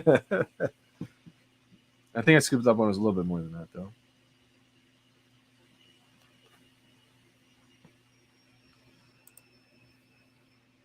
If you guys want to, we got 50 people in the chat. If you guys want to start entering your name, it doesn't have to be your VeVe name, just a username on YouTube that I can write in the wheel of names. I'll start entering everybody in the live chat. If you have put your name in the giveaway before, definitely write it again because I erased everybody's name to start a fresh new wheel. Let's go, Geo. Yeah, Geo, top killer. Firestone. I think I'm gonna do 2 giveaways.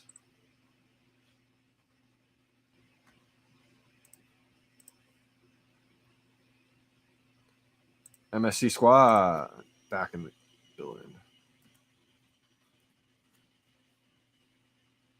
AL NFT.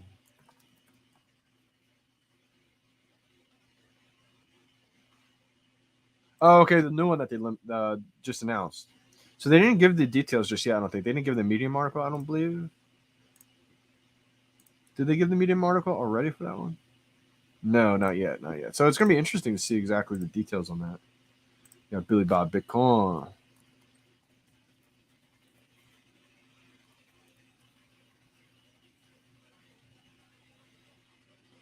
I'm gonna write just Jude.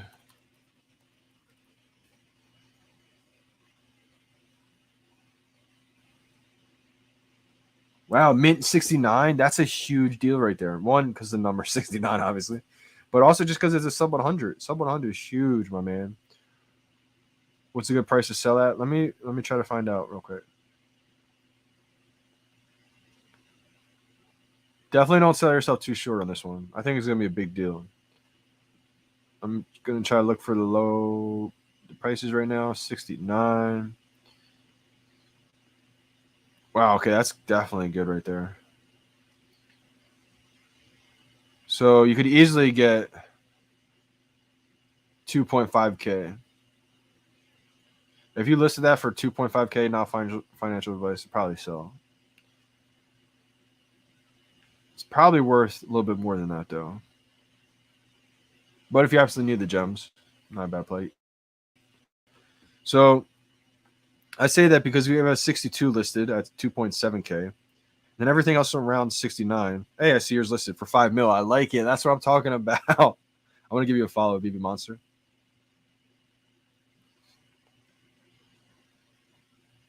So like that's the way I look at it. Like you can just look at all the other mints around that price. Like you see a lot 3.3K, 3.4K, right below your mints.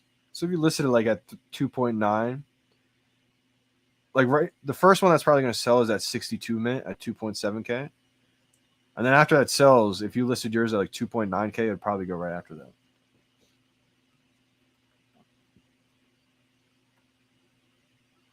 Be lit. How we doing, fan? VeVe Lottery. You can just enter your doesn't matter your YouTube name. I entered Top Killer for you, brother.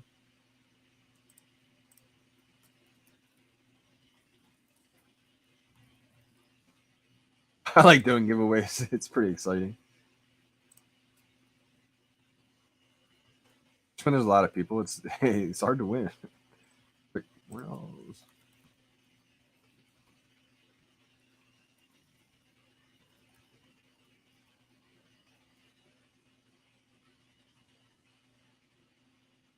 Musky Doge. Is this Elon Musk's burner account?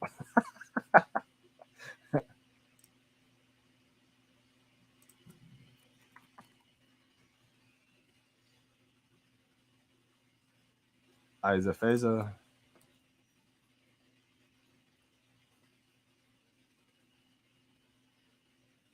VV Rajas.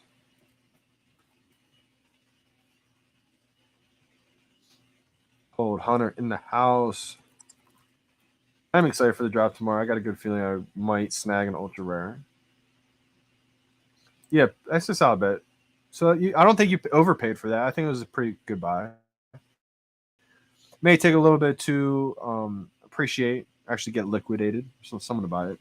I think if you wait a few months, the floor around that will be definitely higher than 2.9K.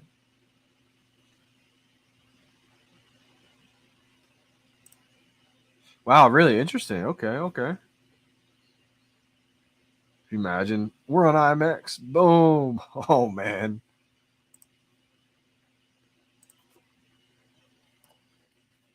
You guys ready? Buckle up. Rocket ship is taking off. Tilt there.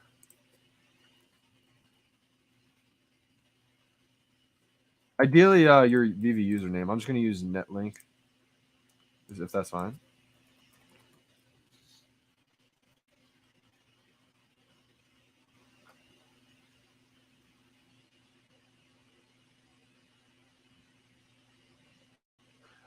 Oh, the funny. Let's go. We in the house.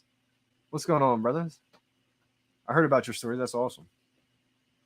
If you had 600 gems, what would you buy right now to flip? Backstory: we're flipping VeVe NFTs for charity from the thing all the way to the Donnie. Also, shout out to you guys for working all the way up from the thing, working your way up from a $20 collectible. Shout out to you guys. That's big time.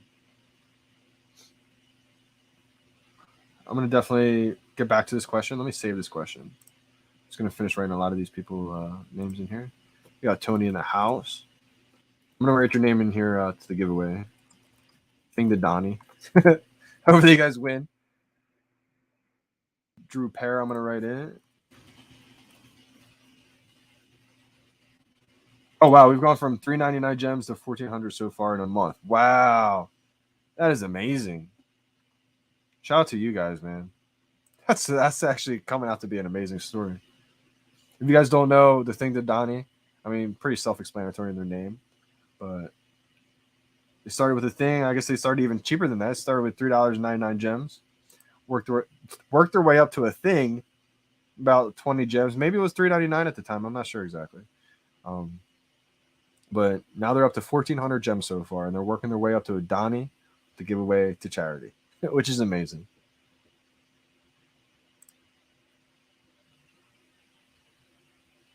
And decide. I'm gonna repost the Twitter announcement as well.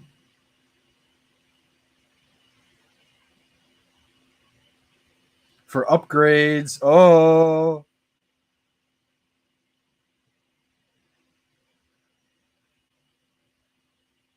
Oh, okay, let's go, Drew Pear. I just got your message.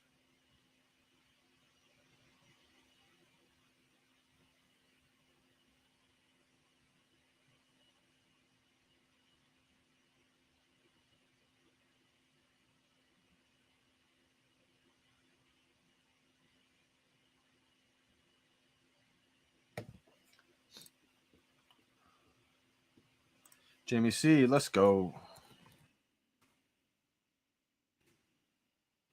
I just wrote Jamie C. I don't think there's another Jamie C. Big Guns 101. How do we enter Kryptoni? I'm just gonna write your username in here.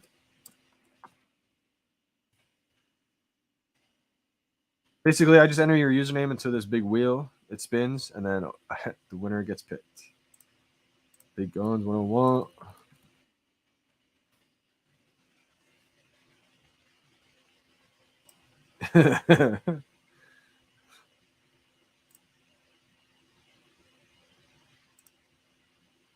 That'd be awesome. Helps eliminate the bot.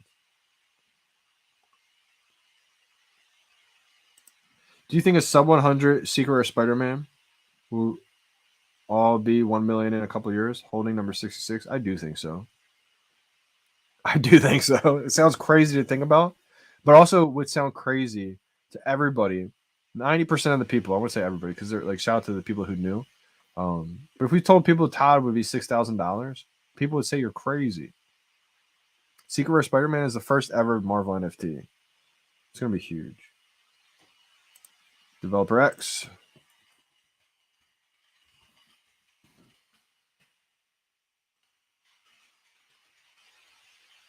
We got December. Let's go.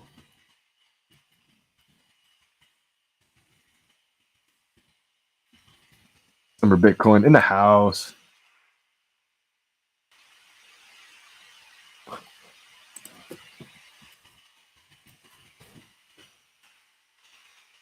Hey, France in the house. Let's go, France. December's chiming in while working. What's your job, December? What do you do for work?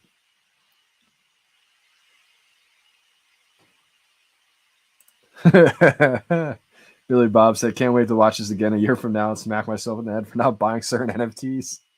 All right, let's go back to the thing to Donnie. Said, if you had 600 gems, what would you buy right now to flip? All right,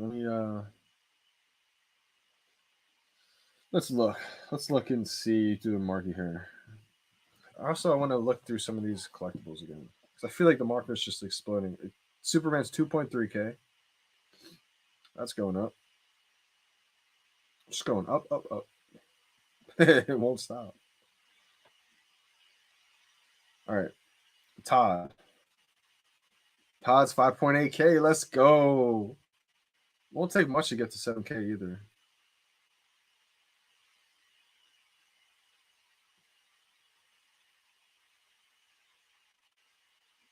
FA Joker 758 now.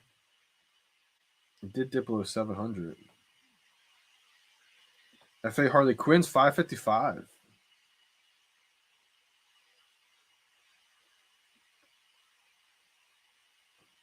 Harley Quinn would be an interesting one under $600 to look at. Harley Quinn, there's a lot of additions, a lot of them compared to a lot of others. It's really not. 7,500 is not a lot of additions for how much demand I think there will be for the first appearance of Harley Quinn.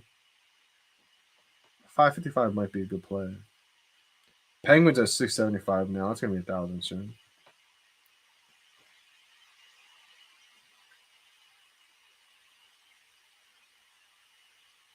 I could see the Dick Sprang Joker getting up there. It's finally giving some love. 461.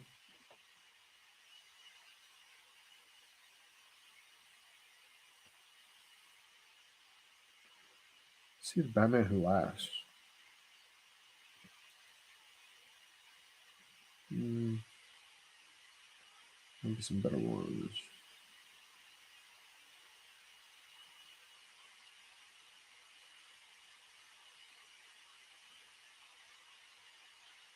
I'm looking at a lot of season 1 stuff right now.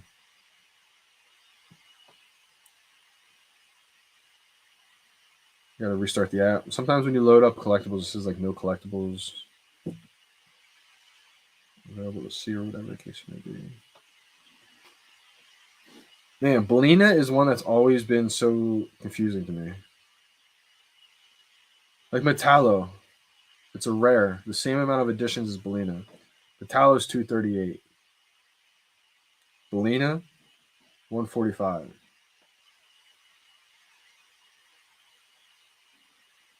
That could be an opportunity right there. Stack up on Belinas.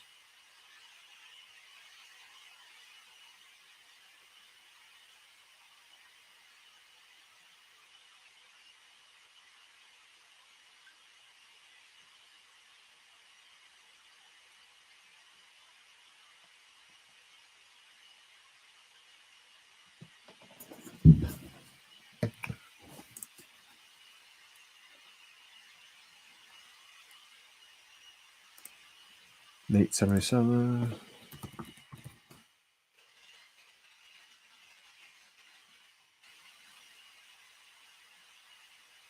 What December's just tuning into the market? What triggered the market? We don't really know what triggered it. I mean, the market's just exploded all day today. Nightwing's over 2K. Todd really shocked that. I mean, Rizzo's at like 15, 14K. Charlie Hustle, I'm gonna write in. I'm just gonna use your YouTube username if that works, everybody.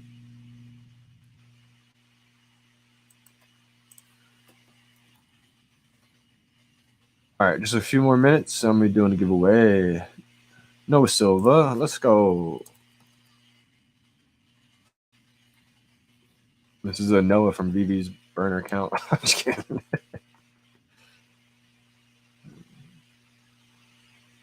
Hey, let's go. Maybe implementing the new drop queue system, sadly. I don't think it's this soon already.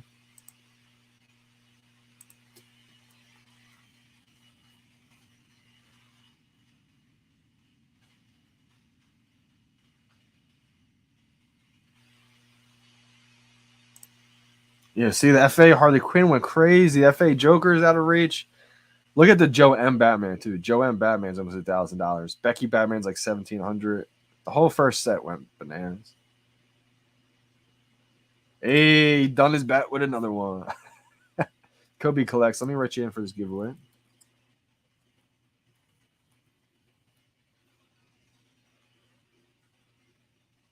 Yes, sir. This is another thing too. This has always been a huge. This is why I'm also saying there's not. I would say, it's not a bad idea to have some gems on board either, just because. I mean, we've seen this time after time again. When there's no drops, the market pumps. This could be a combination of things happening right now. More and more people coming into the app. spending more money, people seeing VeVe as a safe investment now with MTL. And also the fact that we haven't had drops, we haven't had announcements or anything like that. So people are spending their money in the market. As soon as we get back to having a lot more drops, maybe another announcement, we won't have 12 days of VeVe again. But when there's a consistent amount of drops and the market isn't as pumping as much usually,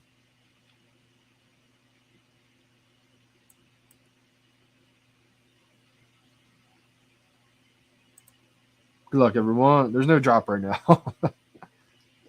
The only drop that's happened is the giveaway drop. Pat is out of reach for everyone now. Harley QFA and Joker FA would both go to the 900 1K range. Yeah, I think they are $1,000 collectibles for sure. It's just a matter of time before they got. I thought they would have got there by now, honestly. That's a fact. We're gonna be morning streaming tomorrow morning for the drop, so don't worry, December. I wish I could give out Todd as the winner.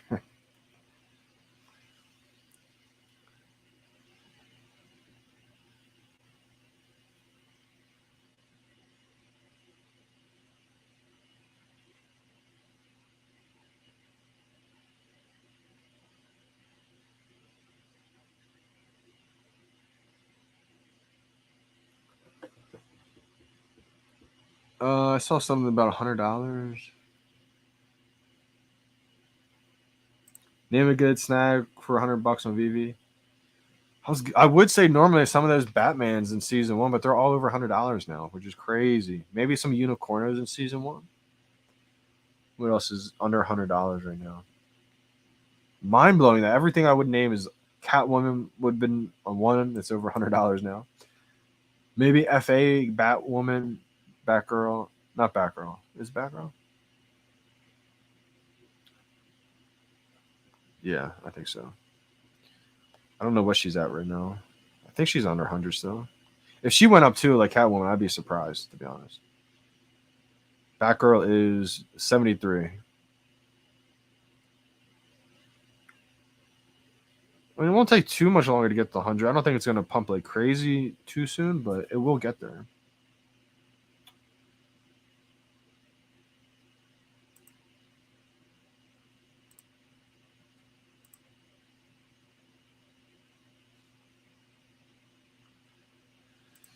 A lot of the Batman collectibles in season 1 are pumping. Season 1, Batman's pumping.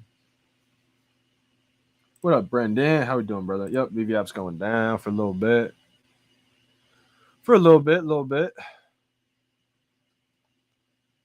Fantastic. Still 450.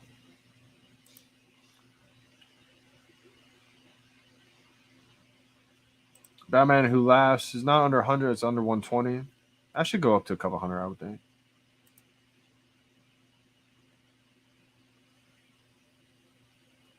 If you can get a Rizzo by selling in a comic book, I think it would be huge. But I don't know how you're going to be able to sell a 252 comic book for Rizzo now. Rizzo's like 15K. Depends what rarity you have. And depending on the rarity you have, you may want to keep that. So, Joel Rogers, let me know what rarity of that comic book you have. I think that whole, if you have even just a common or uncommon, like that's such a limited book. It's not a grail book, but because of the limited amount of editions, people are going to want that. It's built in value just because of the scarcity. Ultra rare. Oh, that cover looks amazing too. Okay, then now you got a point. Now you got an interesting, now you got a question. You do have a question here. You got a good question. If it was me, I would do it. But there's only 13. Like, all right, so before you do it, there's only 13 available in the market, which is crazy. So the floors are going to be high. Like you see 13K right now. It easily goes to 15, 17, 25K. Once 25K is gone, it's 95K. More could get listed for sure. Man, it's tough to say because it's not a comic book like Fantastic. If Fantastic Four had the least amount of editions like this one, I mean, the demand would be out of this. Would be insane.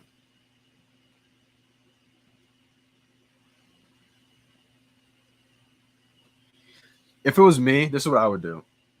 I would. All right, so the ultra rare is 14K essentially. The common is 2.6K. If there was a way I could sell the ultra rare, buy the Rizzo, and then buy back the common, so you still have part of this comic book, which you already had, and you got to think if the ultra rare gets crazy, crazy high, eventually the common will go there as well. That's kind of how. That's what I would do if it was me. If it was me personally, I would sell the ultra rare, buy a Rizzo, and get the common. It's just tough to say that because Rizzo was just 3K, 4K not too long ago, and now Rizzo's already 15K. So it's like, dang. If you could only have done it, like if you were able to time it perfectly, but we didn't know Rizzo was going to get to 15K. But at least for me, like if I was to do that, I would at least have this comic book as well. Maybe not the ultra rare, but have the common. What's the uncommon price compared to the common? Uncommon is not that much more expensive either. I think the common cover looks better, but the uncommon has less editions, so it's tough. I would buy back the common or uncommon, I think. Ooh, the Gary Frank Batman. Let's see here. I see these all just exploded, and they're at the highest point they've ever been before.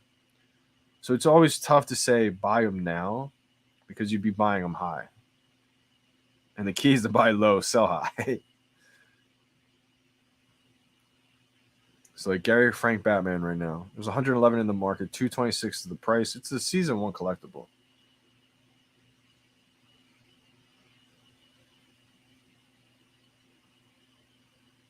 Maintenance mode. Wow, it just happened. Okay. That happened fast. Boom. So no more market. No more VeVe. You can't do anything on VeVe now.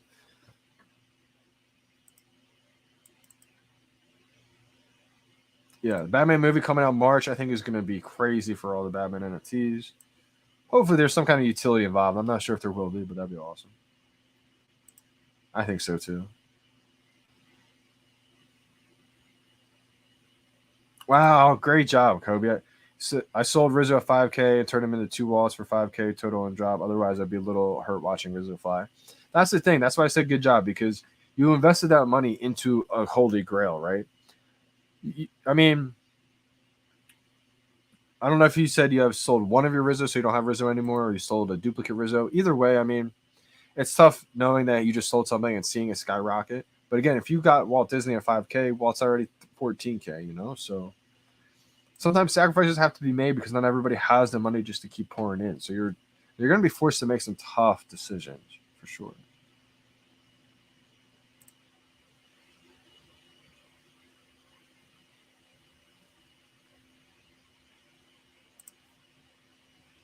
Crazy, right? You're sitting for like retail price for weeks.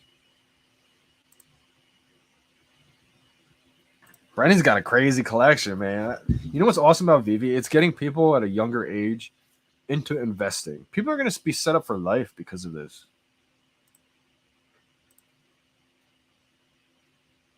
All right, let me get the wheel of names going. That's what you guys want.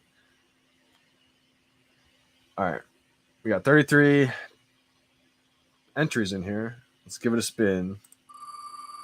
Let's go. Winner gets a comic book. Hulk. No way. Oh, top killer it is. Let's go. It was so close to being Geo. No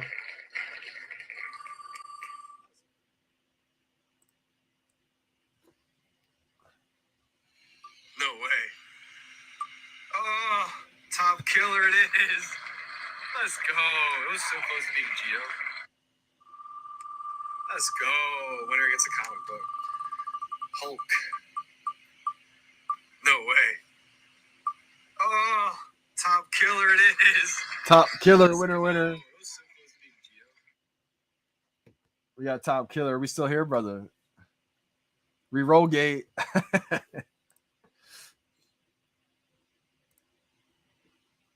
Yeah, we have a giveaway. Yep. I actually entered you too, December.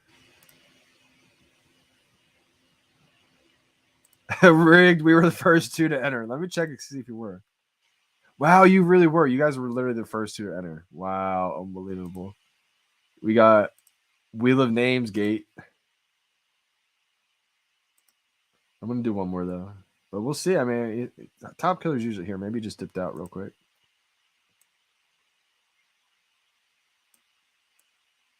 Top Killer did leave his username, I think. So maybe I'll go back and find it.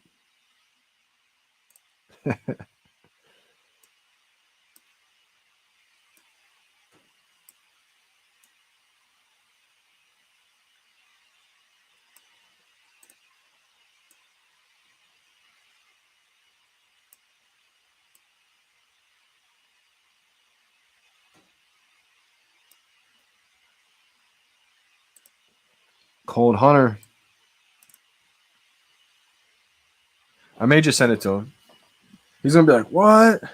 Oh, I can't send it to him because the maintenance is down." Wow, wow. All right, you know what I'm gonna do?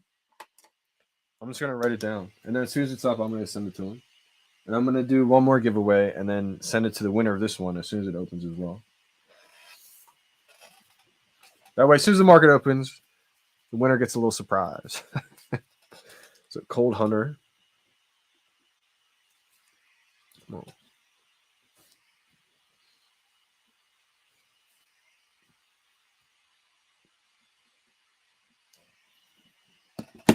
Let's go, VeVe Savage. I'm writing you down.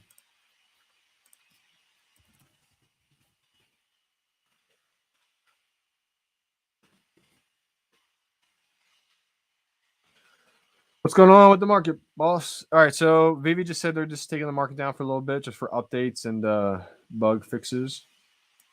Winner does not get partner statue. Drew Seller, I got you, brother. They must have had a recur pass. So Joe, great question. He asked, "Do you know anything about getting the physical copy of E for owning the NFT version?" I believe that will happen for all the owners. I'm not sure if it's anyone who holds it now or anyone who got it on the drop and still holds it, but I believe the holders will be the only ones who have access to the physical.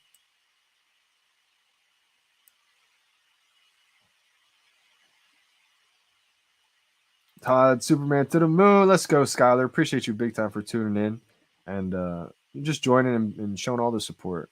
Been following you for a bit on VeVe and YouTube. I love your content and collection. Todd, Superman to the moon. Appreciate you, Skylar, big time for just tuning in. Todd is going crazy. I think Todd's only beginning too. I think it's a combination of things that are happening. People are catching on that it's the first NFT. It's a big deal, right? It's the first appearance of Batman. All the stuff that we've been saying for a while. But I think it's the fact that the people who, the way I'm envisioning it is all the people, maybe celebs, pro athletes who got in, tested VeVe out a little bit, found VeVe from getting into NFTs earlier. I think they're starting to spread the word to their friends. They're getting in. They're buying everything up. Possibly could be happening. How to enter the giveaway, Sniper. I'm just gonna add your Sniper username. I'm just gonna pick a name out of the wheel.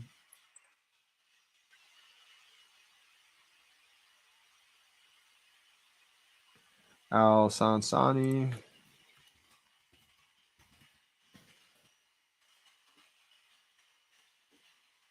That's the thing, Billy Bob Bitcoin. Like, can you imagine? We only have however many users right now. Say 2 million active monthly users.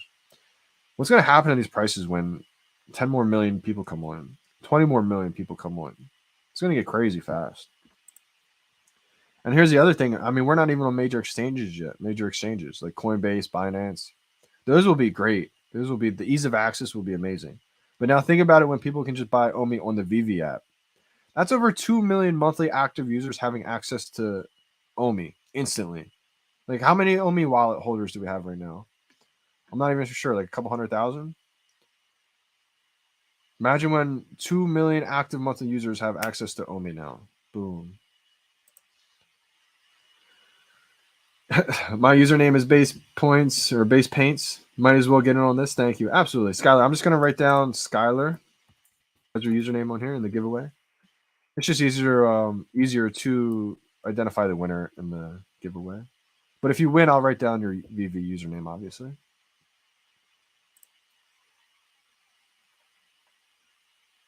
Paul Will, let me get you real quick.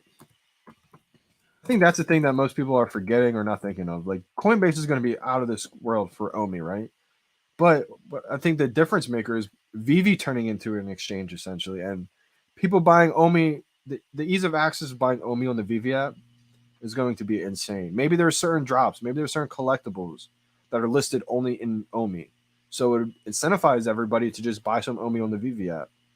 Then they're going to start to learn about Omi, and it's just going to be insane. I really believe that everybody here early who's had the vision this whole time is going to be rewarded for it. You got to think though, the founders are holding the tokens.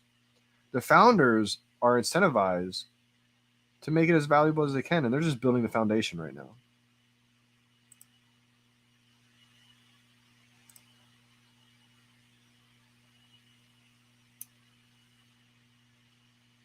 Yeah.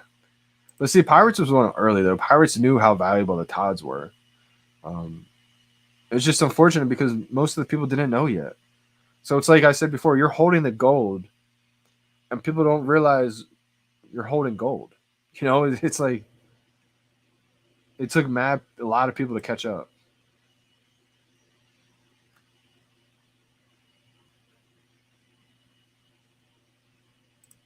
Let's go. I did see Randy and Cody at a live stream today. I didn't get a chance to watch it all yet. Shout out to Cody. Shout out to Randy. That's a fact. VeVe is the NFTs, what Coinbase was the crypto. Biggest facts in the world. Oh man, it's a tough one. It's so hard to sell those golden moments. If you only have one of them, I would hold the golden moments. If you have multiple, I mean, you can get away with some of the golden moments. Maybe for a Harley Quinn FA, it's not a bad choice. Pizza Truck is going to be a low-key sleeper. Even David Yu said that's one of his favorite ones. I mean, it's one of the few collectibles that's in every single Pixar film. Big time.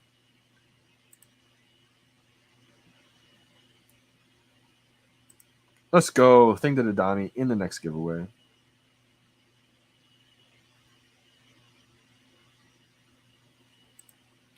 All right, I'm going to do the next giveaway. Top Killer is going to get surprised when Marketplace opens. Actually, when the VeVe just app opens up. Giveaway number 2. Let's go.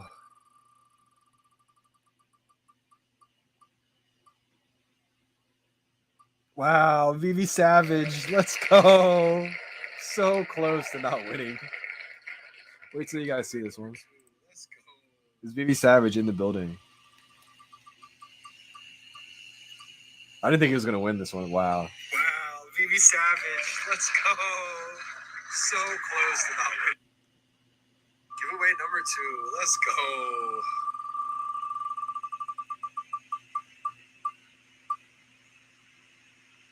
Wow, VeVe Savage. Let's go. So close to not winning. Giveaway number 2. Let's go. Is VeVe Savage here?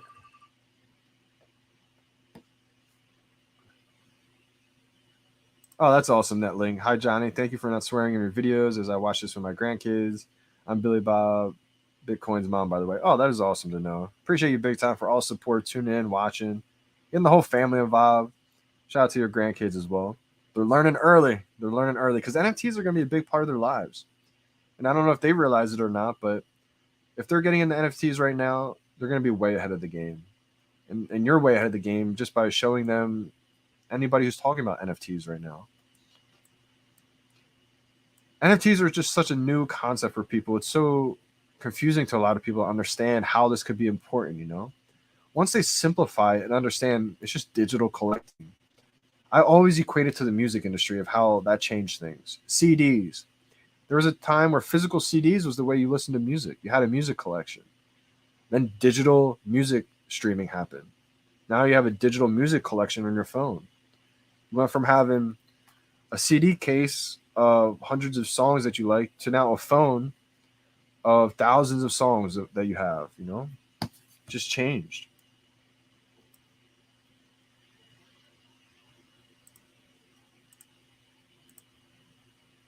By no means sell a Disney moment. Yes, Disney's going to be crazy. Do we have VeVe Savage in here? Let's go, VeVe Savage. Let's go.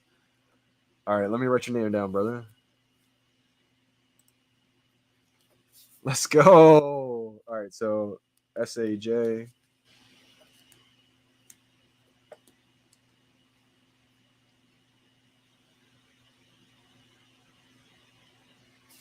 So we got Cold Hunter and SAJ. This is Top Killer. This is VeVe Savage. Awesome name, by the way.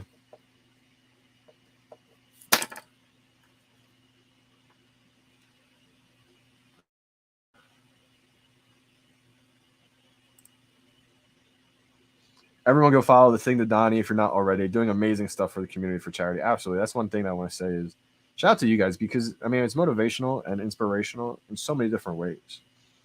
The fact that you guys are doing it for such a great cause and the fact that you're actually inspiring people to show them it's possible to flip your way up into a big collection or into a big gem count, to start that collection.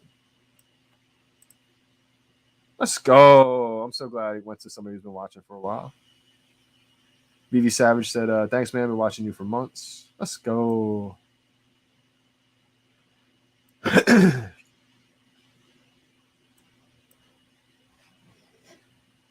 Okay, never bet against Mark Zuckerberg. Never bet against Disney.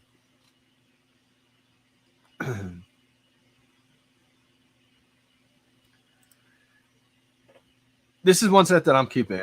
I do think something's up with the Book of the Dead or the Cthulhu statues. I don't know what's going to happen with them. Maybe it's kind of just hype and speculation. I'll be wrong about that.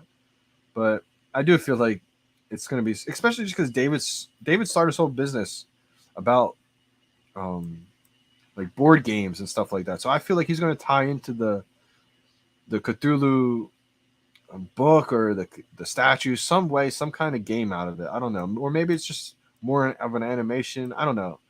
I just have a feeling that there's something more to that book. I wish I still had another one. I only have one, but I got that full set. Let's go. Appreciate you for saying that, VeVe Savage. VeVe Savage said, been learning a lot from you, Johnny.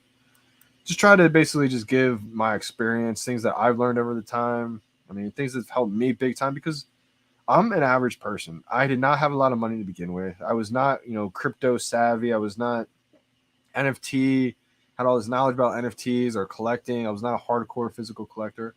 I'm literally your average mainstream person walking off the street, off the sidewalk, literally who was just into sports. And so that's why I know this is going to be huge because it's turned an average person like me into a hardcore VeVe nutcase, right?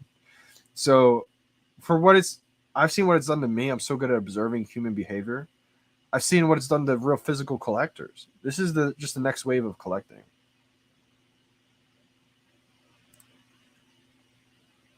Like it's turned an average person like me into a hardcore VeVe collector, like a maniac. Like,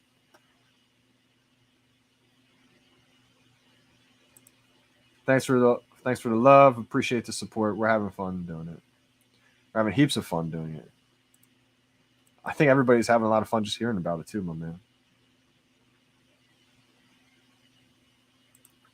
The Star Trek cube seems interesting to me. I thought maybe possibly because it's being slept on because it's like an ugly cube if you're not familiar with Star Trek. But it's like an important vehicle, I guess you would say, important starship, whatever you want to say. It's one of the biggest destroyers out there. I was thinking maybe when it first came out that there would be an animation of like the beam that shoots out or something like that. Then I think it could skyrocket.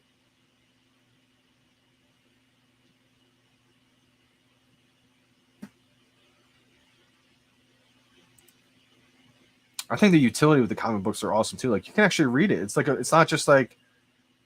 I think the comic book prices would still be where they're at right now, even if you couldn't read the comic books, which is mind blowing. I think once people are realizing like, oh wait, this is like a real comic book. This isn't just like the cover art of the comic book and that's it. That would be a big deal.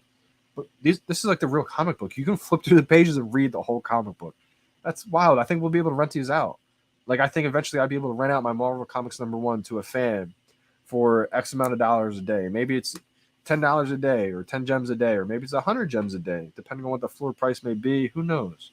But I don't think it'd be anything crazy outlandish, but it would be something, you know, it gives a way to have people who own the things, a little passive income stream. And then it gives a way for people who don't own it but want that, especially from your favorite influencer or not even your favorite influencer, just to be able to want that item, a way to rent it out. Shout out to Dan Schauble. He's always talked about there's people who own houses, and then there's people who can't afford to own houses, so you rent a house. Same thing I think will happen with NFTs for sure.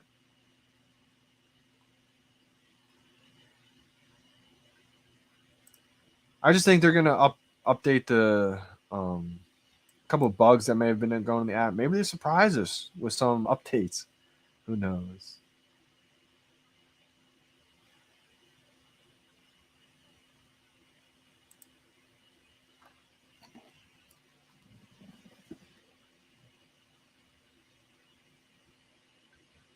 Robbie said, guys. That makes me think that he's about to tell us something epic right now. What's about to happen? Let's go. Oh, okay. I think he just made a spelling mistake. So Johnny's one of the most positive and optimistic people out there. He always answers if you message him. If you have problems, he gives you something positive to think about. Really one of the life's good guys. Makes sense. Appreciate that big time, Robbie. There's a lot of people who I haven't got back to messaging in the DM. So if I haven't gotten back to you, I'm sorry. I will get back to you. I'm trying. I still have a lot of people to get to on Twitter, I think. So if you message me on Twitter, I'm sorry I haven't gotten back to you, but I do try my best to get to everybody.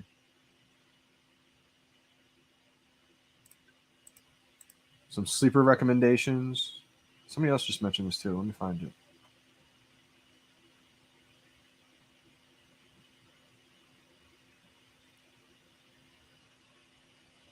Here it is. Riley Pearson. Do you have any recommendation on sleepers on VeVe? Yeah, absolutely. I can go through a couple. So the market's closed right now, so this is going to be off the top. One of the things I've been saying for a while is Catwoman. Catwoman finally got a little bit of love. It's finally back over 120, I think. It was like 160, maybe 150 right now. A little bit expensive, but I still think Catwoman has room to grow. I think Batgirl would be the next one out that's set to get over $100. I think it's like $70 right now. The thing with these collectibles like Catwoman, Batgirl, they may take a month to go up. So it's all about being able to grab a couple and holding the gems for these next drops too, because that's going to be crucial as well. Gem balance is one of the biggest things. If you can have a strategy to always maintain a decent amount of gems, you're able to capitalize on the next big opportunity to increase that gem bag even more. It's just so hard, and you have to be really disciplined when you have a lot of gems. Even me, I have a problem sometimes. When you have a lot of gems or a decent amount of gems, it's so easy to spend them in the marketplace, like kind of randomly.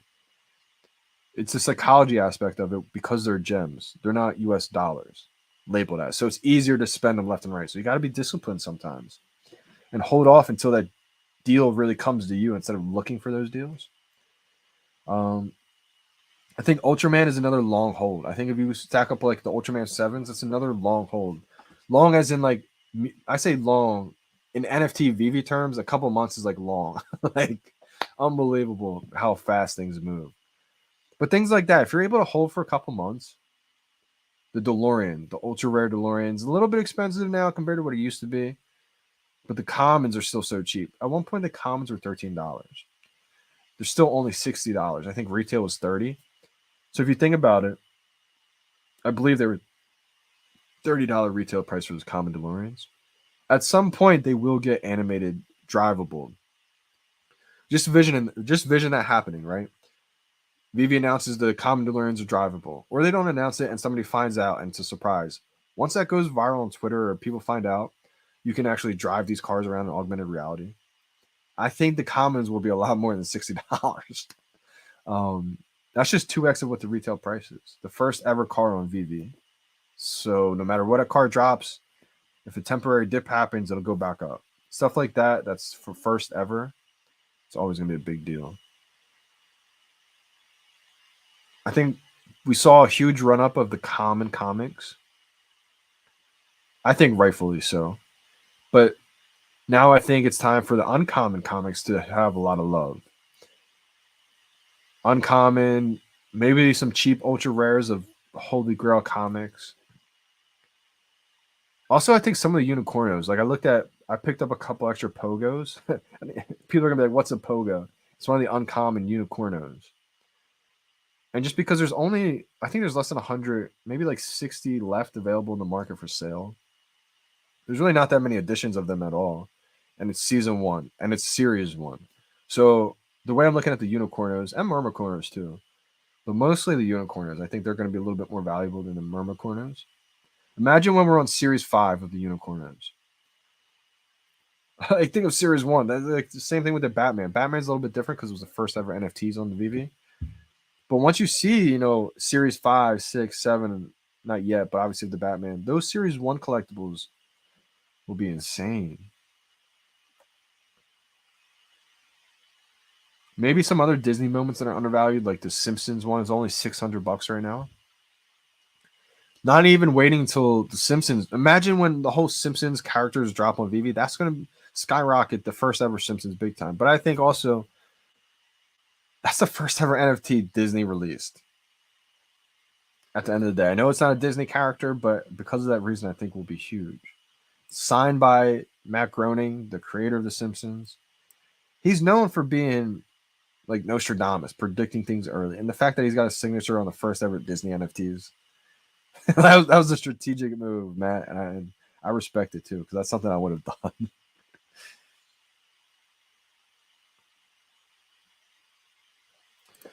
Sleepers with movies coming up. That's interesting. I haven't really thought about that. I know the Batman movie's coming up in March, like you just talked about.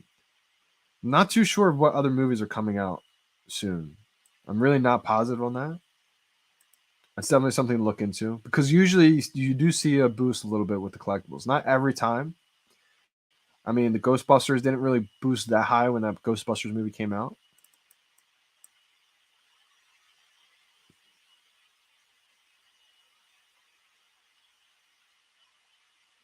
I think you can't go wrong with getting another Iron Man.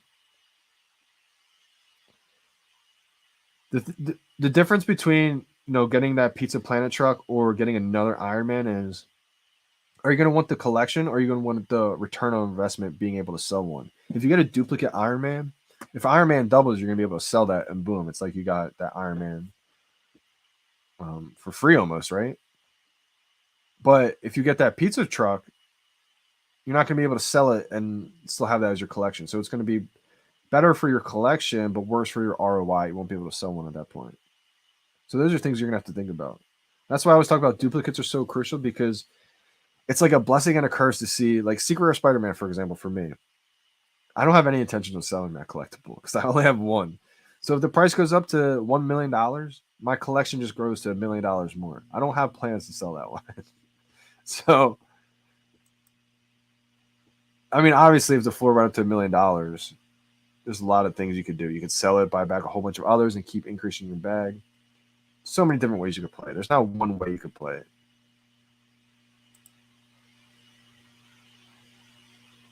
Yeah, uncommon, rares. A lot of them are unvalued as well. I have the ultra rare Mickey Mouse. I have the Mickey Mouse ultra rare. What should I do? Irvin, what price did you buy it at? I think it's taken a little bit of the dip where it's been at 6K, 5K. It may even dip a little bit more. Say if Series 2 is a colored Mickey Mouse NFT with the hat. That's going to be iconic and people are going to want that. But I think it's Series 1 of the NFT Mickey Mouse collection. If this does dip, it's going to go back up. We've seen Todd dip before it goes back up. Anything that dips, it's typically temporarily. Wow, I think there's a Buzz Lightyear movie coming out too in the summer. We haven't had a Buzz Lightyear collectible just yet, but it'd be interesting to see. It'd be interesting, I think, if they time the new Buzz Lightyear movie with the collectible release. Sandman on Netflix for the Death collectible.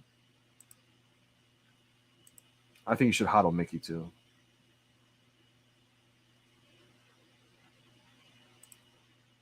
I would love a Mario and Luigi collectible.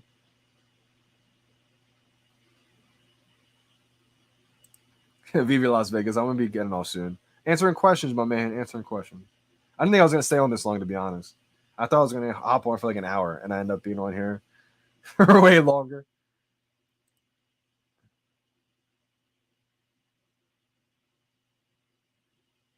Hey, Riley Pearson. Dang, it's very tempting to get the Simpsons one now. You are incredibly knowledgeable. You have earned a subscriber, good sir. Appreciate you big time. I like the Simpsons one a lot. I know there's like a big debate in the community, and it's a good thing to have the debate. Everybody has great points. Simpsons not technically the first Disney character, so that's why Elsa is going to be huge. Mickey hat, but when people at the end of the day, there's so many things going for that Homer. I wish I had more than just a couple I have. Um, I only have the one skateboard. I do have a couple Homers, but and it sucks too because I made it doesn't suck, but I made the second Homer part of my showroom, like how I have it on the ceiling. So I don't even really want to sell my duplicate, but I think it's an easy call to say Homer will be over $1,000 eventually at some point. Skyler, appreciate you big time. Always showing support. And I have fun with it too, engaging with the community. I do have to do more on Twitter Spaces. That's one where I feel like Twitter Spaces demands a lot of energy because you're engaging with these people. It's kind of like another live stream on YouTube. Live stream on YouTube, you don't have that audio experience engaging with the other people, but you're still engaging with everyone. So I feel like Twitter Spaces just involves a lot of energy. You got to be really mentally available. But Twitter Spaces, I'll definitely be back in. I was doing a lot of Twitter Spaces in the beginning. Have a great night. Thanks for everything. Greatly appreciate it. I'll be seeing you guys tomorrow morning for the drop, 11 a.m. Eastern Time. I don't know what the Saturday's drop is going to be. I think it could be anything ranging randomly from. It's still early in the year. Maybe Jurassic Park's later in the year. I'm not sure when they're going to release that. Who knows? Maybe they're still in the Marvel theme. They go Wolverine or the Hulk collectible. I would love to see that, to be honest. Somebody had to say it, right? I don't think we'll see this one, though. Not this Saturday. Crazy Dan 420. Thanks for a great live stream, Johnny. All the best of 2022. Appreciate you guys big time. Also, shout out to the winners of the 2 giveaways. VeVe Savage, SAJ, CM1, and then Top Killer, Cold Hunter. He doesn't even know that he won. So, Top Killer, if you're back on the live stream, you won the first giveaway. So, I'll be sending that to your VeVe account.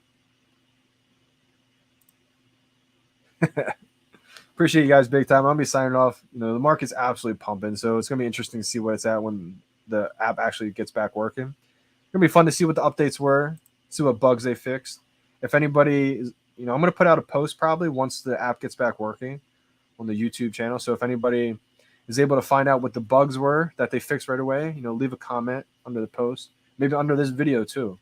And just let me know what you guys found in the VeVe app that's fixed. Maybe it's still needs a little fixing. But I'll see you guys tomorrow morning. We got the comic book drop tomorrow, so don't forget about that drop. Who knows? You may luck into a secret rare. That's what's so good about these drops is, don't forget about them because one drop could change everything. Secret rare, sell it for a couple thousand. Who knows, right? But I'll see you guys tomorrow morning. I'm signing out. It's your boy, Johnny Dunn. We out, y'all.